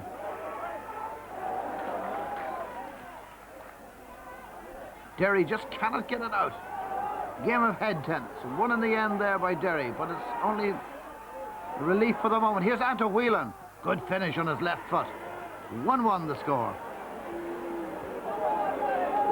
Anto Whelan, a man who's known a stint with Manchester United in his time. That's a very good finish on his left side and a narrow spot to hit it. Dully trying to work his way through. Ball breaks out to Gary Haylock. Oh, what a finish. Haylock hitting that right on the meat. Smashing finish, and how well he's done for Shelbourne. He's really been a key figure. Cracking goal. 2-1 for the visitors. Now in the second half, can Derry get back into the game? Mark Innocent battling for it. Good turn. And the game is all tied up again. Mark Ennis, the scorer. He had to work hard for this. Mick Neville was there, but he turned them well. That's good finish. And who was going to break the deadlock? Dully here working hard. And jumping up again for it. Trying to poke it through. Dully again. How hard he's worked here in the Shelbourne attack. Out to Haylock. Nobody has a better finish. And just to prove the point, he makes the score 3-2. Haylock, the scorer, Shelbourne lead 3-2, and Shelbourne on the way to the cup final. But Dully was a central figure in the whole build-up. He had to work hard and play hard, but the finish was excellent. So the FAI Harp Lager Cup final will be between Dundalk and Shelbourne. The game takes place in Lansdowne Road on May 16th, and you can see it live here on Network. The 6th meeting of the sides this season, and it was the champions who made the better start. The tension of the playoffs was all too apparent the night before last. The champions got the start they wanted. Determination from Gary Haylock, bringing him his 14th league goal of the season, and Shells the lead.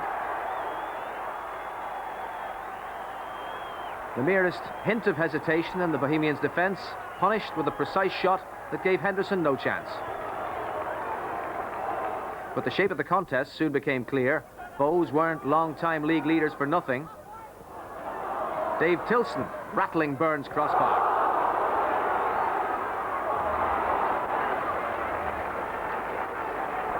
Then the incident that was the basis for most of the half-time discussion. Ken O'Doherty, who'd only just been booked, took the bull in a china shop approach to the Bows box. After the ball had gone, he clashed with Tommy Byrne. Referee Brendan Short saw it all and was right on top of it.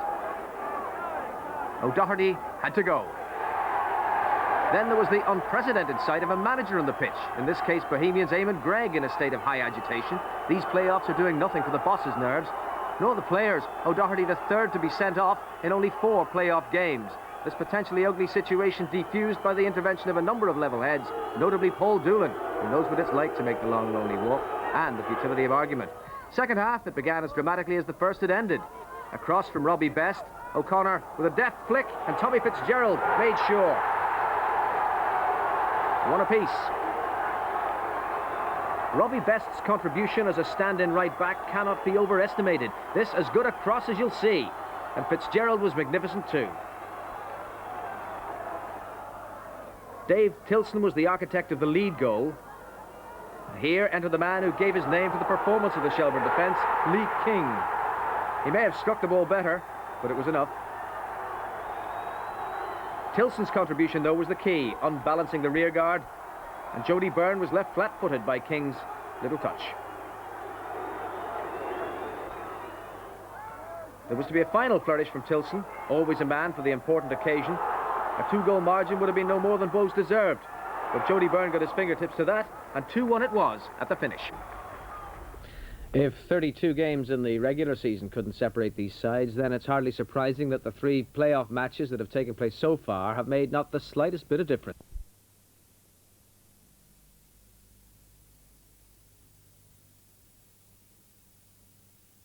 League of Ireland folk was being enacted at Bishopstown. Cork against Shelbourne. Guess how it finished? It's been the playoff of the stalemates, and here was another in the making at Bishopstown. Cork City striking early with a goal fashioned from a cross by Jerry McCabe. A missed kick by Kevin Brady, letting in Pat Morley, and the simplest of finishes for Dave Barry. Barry's been missing from the Cork lineup of late, and how they must have felt, that big crowd of 5,000, that his return was to prove important. Certainly Kevin Brady will want to forget this incident. Pat Morley delivering the ball to precisely where it mattered, and Barry on hand to claim the goal. And Cork fairly dominated through the remainder of the first half. It's another chance for Morley, squeezed right across the face of Jody Byrne. Cork's leading scorer Pat Morley not finding the game to his liking.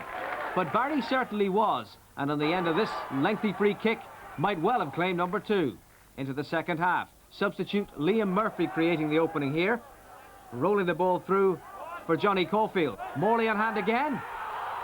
Seemed simpler to score. And so to the moment that Shelbourne salvaged a point. Cork's defence out of position, but surviving that little onslaught. But then Declan Daly giving Shells back the possession. Flood saying thank you very much. Up went Dully, and it broke kindly for Bobby Brown. The aluminium rescued Cork on the first occasion, but not the second. Brown's equaliser late in the day, and another even Steven. Disappointment all round for the locals, but delight for Shells. Flood's cross unhinging the Cork defence. Bear in mind they'd given the possession away themselves, but could have solved the problem on more than one occasion. Doolan influential, Brown brave, and when it rebounded from the crossbar, Dully was there to get in the way and present Brown with the chance. Cork and Shelbourne then. Highlights of that game coming up after a look at some of the season's goals.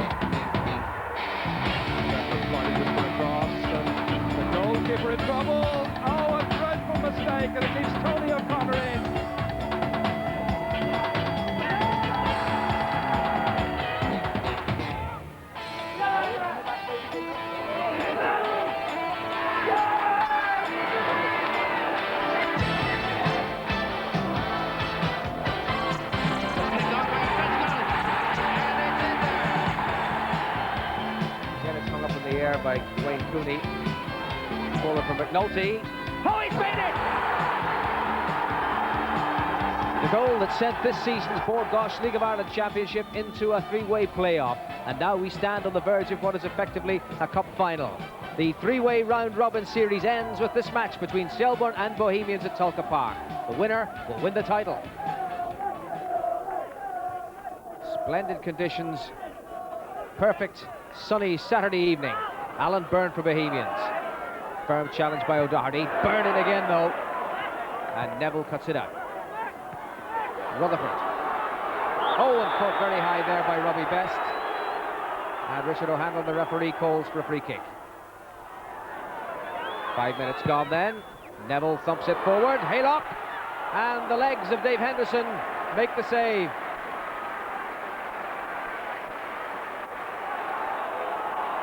So the first real attack coming from Shelbourne. So now Paul Byrne for Bowes. On for Crawford. But here was the free kick taken by Mick Neville. And well worked it was. Haylock in behind Best, but Henderson spread himself well. Dully. And the line's cleared. But pressure still on Bohemians. And the corner is taken to Rutherford. Oh, Dully up, and then Haylock. And how did that stay out? Well, it seemed simpler to score there. But here's the corner from Costello. Firmly in by Whelan, and in the end, no pressure on Dave Henderson, but the whistle had gone. But that first corner, leading to the cross by Rutherford, and Dully just missed out. Haylock in round the back, and it seemed the goal was yawning in front of him. Alan Byrne for Bohemians. Off Neville. Now it's O'Doherty riding the challenge from Byrne, and a good early ball for Rutherford to chase. Best is the covering player. Rutherford just loves to turn his man and get in the cross. But nobody there for Shells on that occasion. It's Alan Byrne for Bohemians. And now Paul Byrne.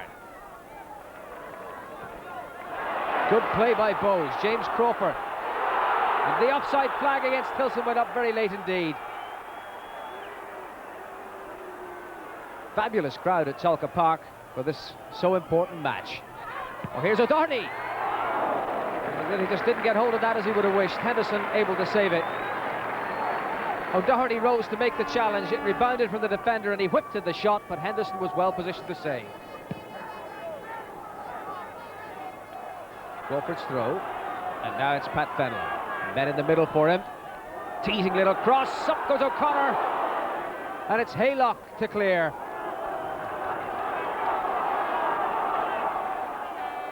Bows coming much more into this game now. Oh, here's Tilson in round the back. The whistle doesn't sound. Shelbourne relying on Bobby Brown to clear it. And now Haylock. Well, danger there for Shells. They seem to hear the whistle, it wasn't. Now Flood. Oh, an error. O'Doherty there to help him out. Whelan. And Bobby Brown. One moment he's back defending, next he's popping up at outside right. Brown for O'Doherty, revelling in this midfield role. Then it's Brady. Just too long to trouble the Bows defence.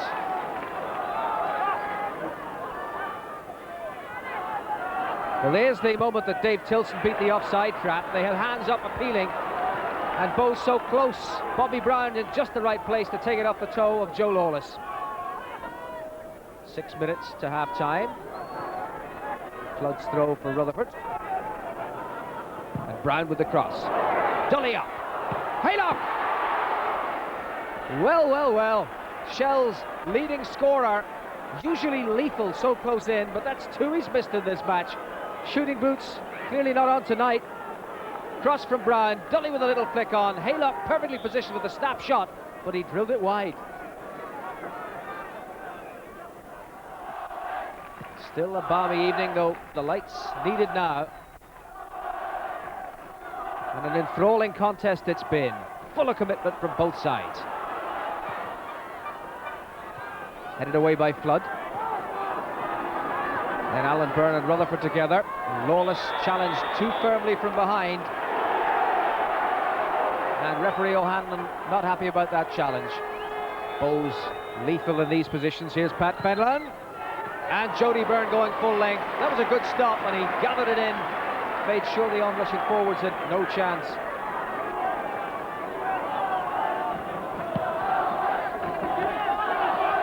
Beefy clearance, but met by the forehead of Paul Byrne. Then it's Flood. And firmly on to Dully.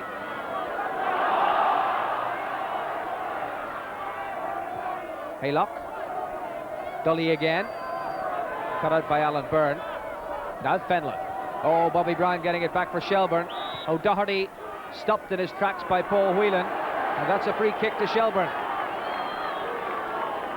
Nick Neville can pose serious problems from this kind of range. Here he comes.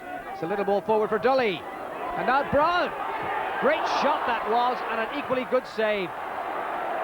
But what a smashing shot by Bobby Brown. Did everything right, but the goalkeeper was equal to it. This is a variation of the theme by Shells. It's the clearance that comes to Brown, but he kept his knee over it, drilled it to the corner, and Henderson had to go full length. Good effort. Good save. Alan Byrne then helped on by Fenlon. Lots of red shirts back. Oh, nearly giving it to Tilson. Well, Jody Byrne may well applaud, but that was a close call. Knocked back by O'Doherty for Dully. Still he's in there. And it's come to Haylock. Well, on another night, it might well have been 1-0.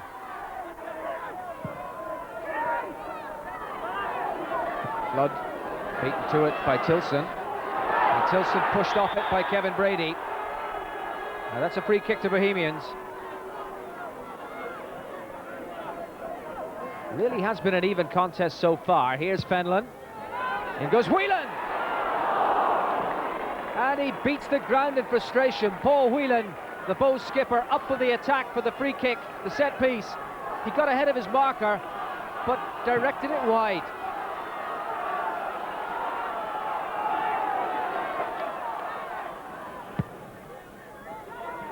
Neville with the free kick. All the white shirts back. It's now Bobby Brown for Shelbourne. On to test Henderson. And Dully. Oh, Bohemians able to clear it. And Fenlon for Alan Byrne. And Fenlon again. They have a chance to set up an attack of their own. Brady there for Shelbourne, ahead of O'Connor. And now Rutherford.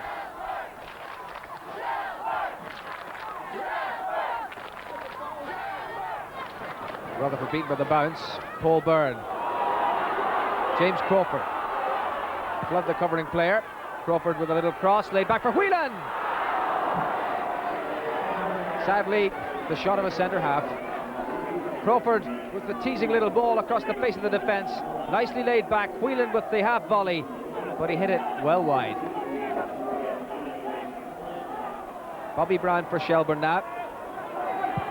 Facing Paul Byrne, he's picked out Rutherford. And Rutherford forced by Whelan into the corner. Costello there in support if required. But he's gone for the cross. And O'Doherty up. And Dully claims the corner, but a goal kick is what's awarded. Fenlon with this one. And stylishly cleared, but then sent back by Robbie Best. Well, it all pushed out, and Jody Byrne able to collect it. That's one for Rutherford to get after. Henderson playing centre half. But now Dully. O'Connor for Bowes. Strong, purposeful run, but too close to Flood in the end. Substitute Fitzgerald unable to connect, and it's Flood to try and release Costello. Brought down by Whelan. Furious with himself, furious with giving away the free kick. Brown leaves it. Costello. And that's gone for a corner. Bowes manager Eamon Gregg, player in their last championship winning side. Rutherford's corner, headed away by Fitzgerald, but straight back to Rutherford. Good deep cross. O'Doherty at the back post, Henderson flapping somewhat, and that was Costello's shot. And now maybe O'Doherty, no, down he goes, no penalty kick. Bobby Brown there, but unable to control it, and Paul Byrne able to bring it away. The ball had gone out, but here's this cross from Rutherford. O'Doherty at the back post, Henderson punching it straight to Costello. He put it right in where it would hurt most, and it somehow spun clear to O'Doherty. Now, was this a foul? Richard O'Hanlon right there to see it, and I think Henderson was going for the ball. Now that's it. 90 minutes, failing to produce a goal and failing to produce a conclusion to the playoffs. That's 36 matches played now, and still there's nothing between Shelbourne and Bohemians and Cork City, of course. Ayres produced an excellent final, which we joined early in the first half, with Dundalk playing from right to left. Gino Lawless. Whelan. Now Hanrahan. And a rather clumsy challenge by Kevin Brady. The first free kick of the FAI Cup final is Dundalk's. Peter Hanrahan. He's hit the net 3 times in the cup for Dundalk.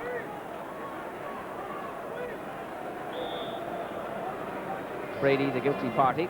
Purdy takes the free kick, and in goes Emerson! And it's cleared away in the end by Whelan. And the first corner of the match is Dundalk's, and the first close call coming in front of Jody Byrne's goal. From the free kick, Purdy whipped it in, and there was the danger, and Emerson just couldn't make it ahead of Whelan. Cleared by Purdy, then Everston into space for Cooney. And that's swept wide for McNulty. What a good ball. McNulty against Brady, and Brady having to scamper to get it away. That was a splendid ball by Wayne Cooney for Tom McNulty. It's such an influence since he's come into this Dundalk team on the left side of midfield. Former Shamrock Rovers player. What about this for a cross-field pass to pick out McNulty, whose first touch maybe let him down a bit, but what a great ball, pinpoint accurate. Dug out the cross, pulled a bit behind Costello. Gino Lawless to clear it to Hanrahan. That's meant for Irwin, and it's rebounded kindly for him. Irwin's shots, whistling across the face of the goal and away. Dundalk's top scorer seizing on the opportunity presented by the mishap suffered by Brady and Neville. Oh, and in goes Dully. Both the Dundalk defence snapping, but not Alan O'Neill. Flicked on, Dully at pace and a first-time volley, but not powerful enough to trouble O'Neill. Rutherford trying to turn Purdy and succeeding in getting past him. Kept his balance well. And got the cross in. O'Doherty up. Dully! He might have wished for more power in the shot. But it was Mark Rutherford who did very well wide on the left, skipping past Purdy, keeping his balance. And when it broke to Dully, he was swift with the shot, but not sufficiently powerful to trouble O'Neill. There's Lawless. Now Lawler and Everston. Coyle able to win it back. Then Lawless once more, and well intercepted, finding McNulty. And here's Tom McNulty and Irwin and McNulty. Oh, and he just couldn't get hold of the shot. Good build-up by Dundalk, and the expectation mounted as McNulty homed in on goal. To the very back, Lawler, cleared by Neville. Then Rutherford. Doolan. Oh, lovely ball. Rutherford on for Coyle. Shelbourne taking the fight to Dundalk, who are struggling now to get men back. Oh, Costello! And Greg Costello gets the goal that puts Shelbourne in front. Super build-up.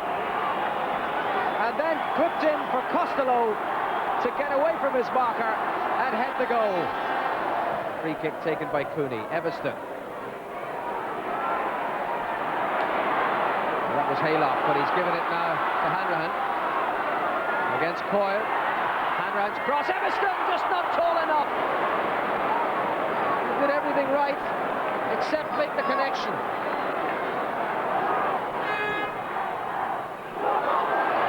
Come for Dully, and Corey Dully homing in on goal. That could have made the cup secure, and he knows it. Haylock's persistence set him free. He tried to side-foot it past O'Neill, who had his angles covered well. Brian Irwin showed too much of it to Costello.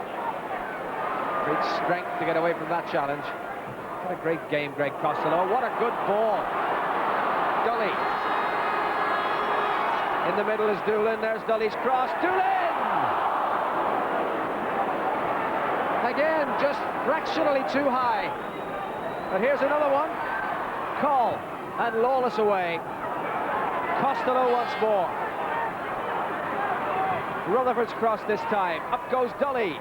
No power in the header. And Dundalk begin again as Dully picks himself up. Again, it was Mick Neville there to prevent the little wall pass. Guy Rutherford. Haylock's on the run. Trying to hold off Murphy, and he succeeded. Gary Haylock, Dully in the middle. Haylock. Wrong option. Brian Irwin. Good challenge by Anto Whelan. And no offside. Gary Haylock. Dully and Brown in the middle. Haylock, and Dully just couldn't get there. So tantalizingly across the face of the goal. But that's enough. The whistle sounds after 1 minute and 9 seconds of added time. And after a 30-year wait, Shelbourne have once again won the FAI Cup. And Greg Costello is the man of the moment. The man who scored the final's only goal in the 60th minute. There's the Shelbourne captain, Mick Neville, about to receive from FAI President Michael Hyland the FAI Cup. It's Shelbourne's cup after a 30-year wait. And well, they deserved it. Well, this was what it was all about. It's the FAI Cup, and Shelbourne own it for the next 12 months. Captained by Mick Neville. What's that, 5 out of 6 cups? 5 out of 6, George. Yeah, I think, as I said, I get as much pleasure out of any of them as I would have today. It was a great occasion today. Really enjoyed it. Dundalk are always difficult opponents, difficult to break down. I said before the match it was always going to be hard, but I think in our second half display we were well worth the win. Well worth it. And you got the win because of the man beside you, Greg Costello, an irregular scorer, but you were certainly in the right place at the right time today. Yeah, Gar was making tracks down the right, and I was just fortunate enough to arrive in the box when Gar crossed it. And the lads that gave me stick out were not scoring, so big surprise to me as well as everybody else. But it's nice to score the winner in the final. Well, you got into the right place because it was a classic counter-attack goal and it had come from a Dundalk corner. Right, I don't remember too much about it. I don't even remember too much about the game, to be honest. All I remember is Gar, and he had the ball and it seemed to clear the defender, and I was there, and it just hit at me more than that, nearly. That's just 4 this season, but I dare say you remember that forever. I remember all of them that rare, to be honest. We remember them all, George. That's the manager with his interjection, Pat Byrne. 24 hours after celebrating a birthday, you're celebrating an FAI Cup after a league last year. It's been a great 2 years for you, and it's not over yet. No, it's been a great 2 years, and a lot of hard work done by people connected with the club. I'm especially pleased for our chairman, Mr. Donnelly. He's from Dundalk, and his whole family are. So it was a big occasion for them, and I'm really pleased, as much of the players as for him, really. Difficult question maybe to answer, but what exactly swung it, do you think, for Shelbourne? Well, I felt the lads were very positive. They did very well the first half. I felt Dundalk were on top for the first 20 minutes, and then we got back in the game. And then the second half, the lads worked really, really hard to get forward. Greg did very well last week, the same sort of runs last week against Bows, and it was great to see him get the winner. Well, we can't talk about the FAI Cup going to Shelbourne without acknowledging the fact that in the background is Jim McLaughlin, who must count as the king of the FAI Cup. Tell me again, how many is that? That's 7 out of 9, Jim, Joe. That's not a bad record, is it, really? No, I'm very pleased. I think the FAI Cup is not about the management or anything like that. It's about the spectators and the players, you know. But you have to think of what Mr. Donnelly has put into football and what Ollie Byrne and them have put in. And Pat would agree that, you know, the resurrection of Shelbourne and to become a force, and all you have to do is think of Tolka Park. And fair dues to them. We're delighted that they got the success. And I suppose for you, it's just as difficult sitting through 90 minutes, even after 6 successes, to get the 7th today. I mean, we kicked every ball, and it was marvellous. It's a great occasion, you know. That's what makes the cup, really. Great occasion and a great day for those who follow Shelbourne. The red and white ribbons are on the cup. Shelbourne fully deserving winners, thanks to Greg Costello and a team captained by Mick Neville. It's the FAI Cup for Shells. And that leaves just one item outstanding in this marathon season, the Bord Gáis League of Ireland Premier Division Championship. Bohemian afternoon, Cork City having already beaten Bohemians in midweek, knowing that if they could beat Shelbourne, they would win the Bord Gáis Premier Division. Well, we're going to join the action of the RDS now with 10 minutes gone. Cork City playing from left to right, and our commentator is Jimmy McGee. Coiled at the head of Dolly. McCabe. Haylock. He's got good strength and pace, Gary Haylock. It's a hallmark of his play this season.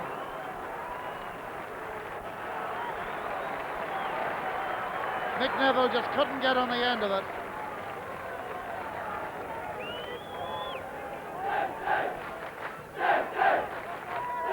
Good travelling contingent here from Cork to support the club.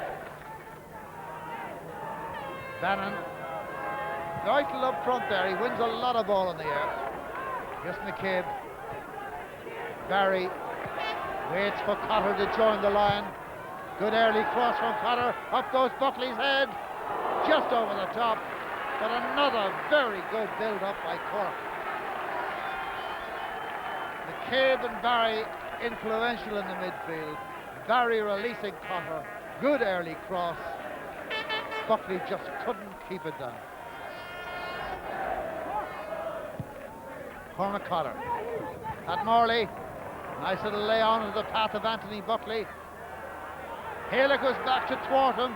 Buckley got it across. And it's a net from, of course, Pat Morley.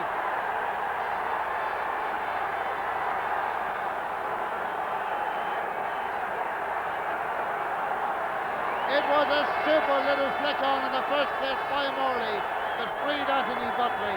You felt when he didn't get a first-time cross in, the chance might be lost, but far from it. And when it did come across, there was Morley at the end of it. There's the happier bench now. Mick Conroy, John Caulfield, and of course the boss, Nola Manny. I know the boss was here on Thursday, but he is the boss at the moment, Nola Manny.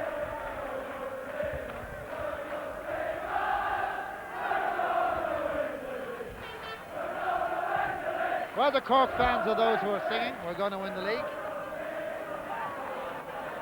they might very well be right. That's Costello freeing Flood, who's full of buzz since he came in. Good looking cross too, and a fine defensive header there by Fergus O'Donoghue. Now Coyle. Brown.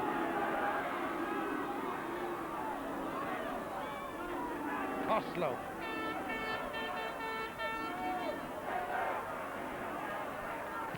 Doolan back inside again.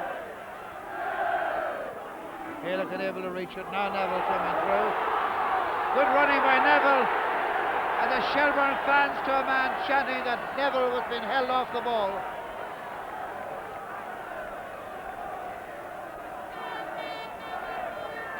It was Mick Neville on the breakthrough. A lot of Cork players in attendance there. Was he pushed? Was he shoved? Makes no difference. The referee says no.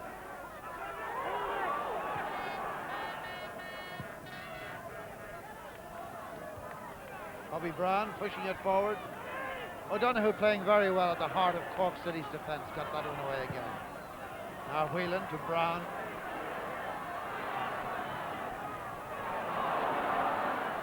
Dark in the Doolan across. Hartley just got one hand to it. Way by Buckley for the moment, but Shelbourne keep them under the cosh. Here's Doolan. He to Peter Coyle. Neville. Whelan. Flood. Whelan again. Flood. An elaborate build-up here by Shelbourne. Flood picks out Costello. Costello picks out a beautiful cross, but the tallest man there is Glynn. Coyle putting it back inside. Now Doolan, and a deflection, and it comes off the post, and Shelbourne are denied. A long build-up by Shelbourne, deliberate and controlled, ending with a through ball to Doolan. And when the deflection put Harrington the wrong way, the post saved Cork City.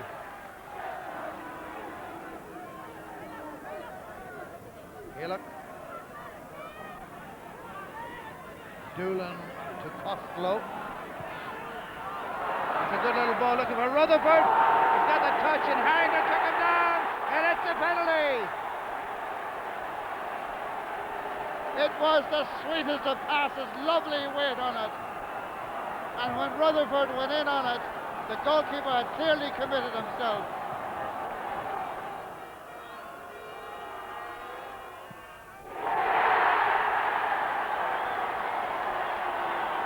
Cork City won, Shelbourne won, and the two number 10s have done the scoring.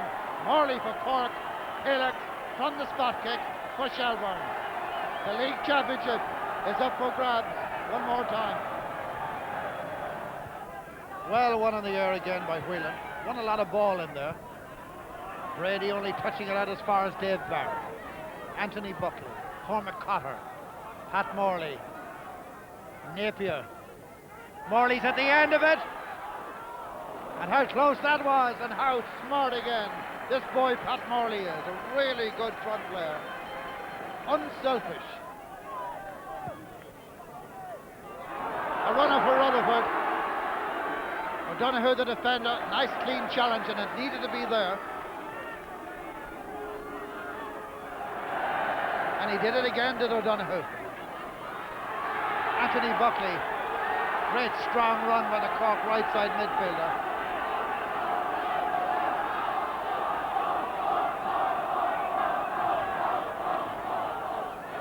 The referee shows the red card to Kevin Brady for that challenge. The Cork bench were off their feet just to make their point, and Brady has the long run to the dressing room. Look at it again as Buckley made the run up the right. And that's the reason that Kevin Brady is going to have a shower before the water is properly warmed.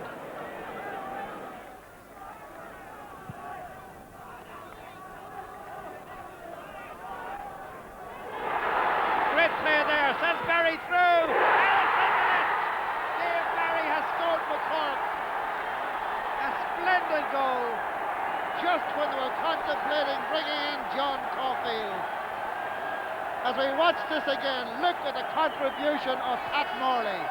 He stole the dummy, let the ball run through to Dave Barry. Oh, a magnificent finish by the Cork All-Ireland footballer. And Cork City lead 2-1.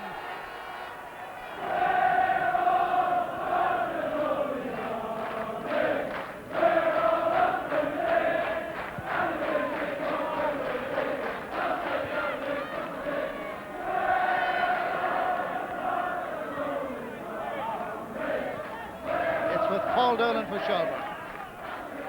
Brian Flood, Rutherford the lone attacker up there.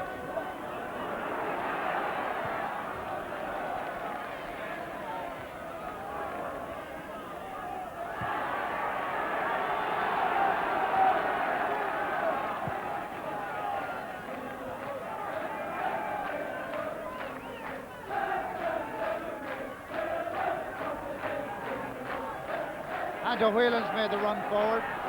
So I'm just flashing across the screen then. Brian Flood with the ball.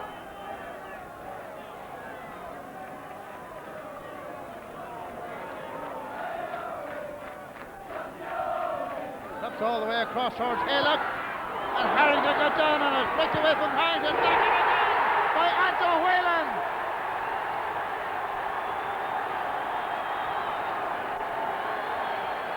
The defence in a bit of a muddle. Harrington made the first stop.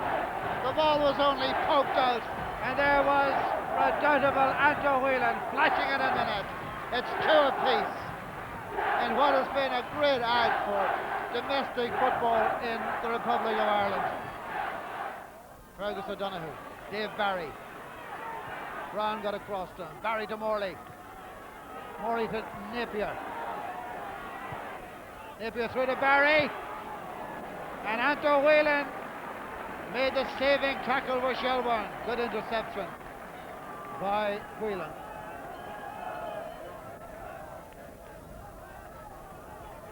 McCabe. Back to John Caulfield. Anthony Buckley. McCabe. Nice little cross.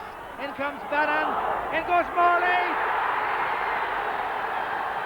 Pat Morley putting it over the line. McCabe with a delicate cross to Bannon. Bannon back into the middle.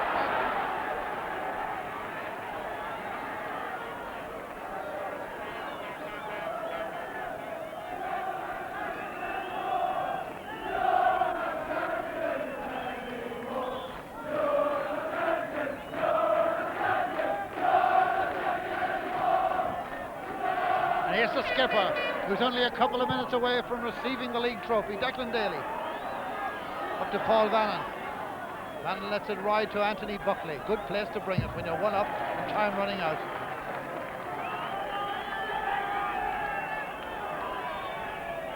Into Bannon. Back to Buckley.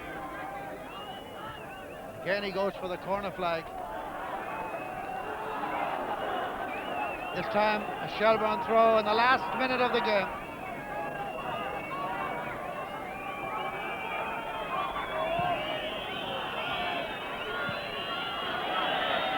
Jerry McCabe to Dave Barry. And they run it back to Daly. Daly the break to Morley. Jody Byrne. Bobby Braun. Dave Barry. With the keeper off his line. Barry saw it all. And it was worth the effort.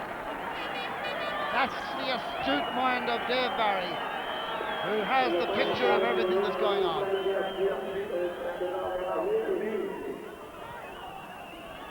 Donoghue's clearance. Mark Rutherford. Doolan. Across to Cotter. They are in time added on now at the end of the game. Referee checks with both linesmen. And Flood goes into the challenge.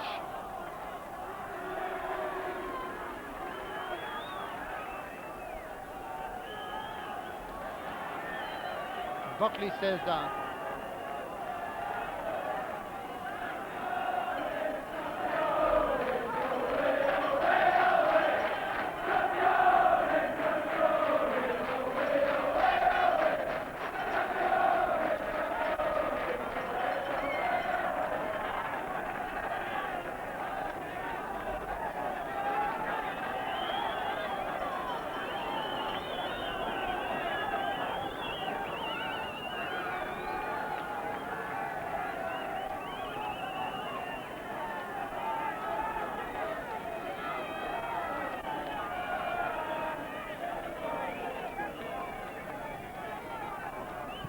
Barry. Whelan for Shells. Costello. It's nearly there. It is there. And the long wait is over for Cork Soccer. The long wait is over for Noel O'Mahony. Cork City have won the Premiership of the League of Ireland for 1992-93. The league that didn't seem to want to finish. Yeah, Jimmy McGee there. Marvellous advertisement for domestic soccer. Interestingly, if Cork City had been playing for 3 points for a win, as they do in England, they would have been champions without the playoffs. So perhaps justice was done in the end. But certainly a great day for the city of Cork and a great day for the county of Cork, as the hurlers too finally clinched their title, in their case, the Royal Liver National League. The Bord Gáis League to the soccer players, the Royal Liver League to the hurlers. 2 presentations for Cork to savour. Good evening to you. Agus anish is Cus on Oradom on Corn of Runnu, our captain of Furna, Brian Corcoran. Well, it's been 12 years, but Cork are league champions once again. A proud day for Brian Corcoran, but really 2 teams who gave everything in this series. And so it is the presentation of the Bord Gáis League of Ireland Premier Trophy. Pat Gilney, director of Bord Gáis, Derek Wilkinson, president of the Football League of Ireland, are sandwiching the man who doesn't mind, the Cork City captain, Declan Daly.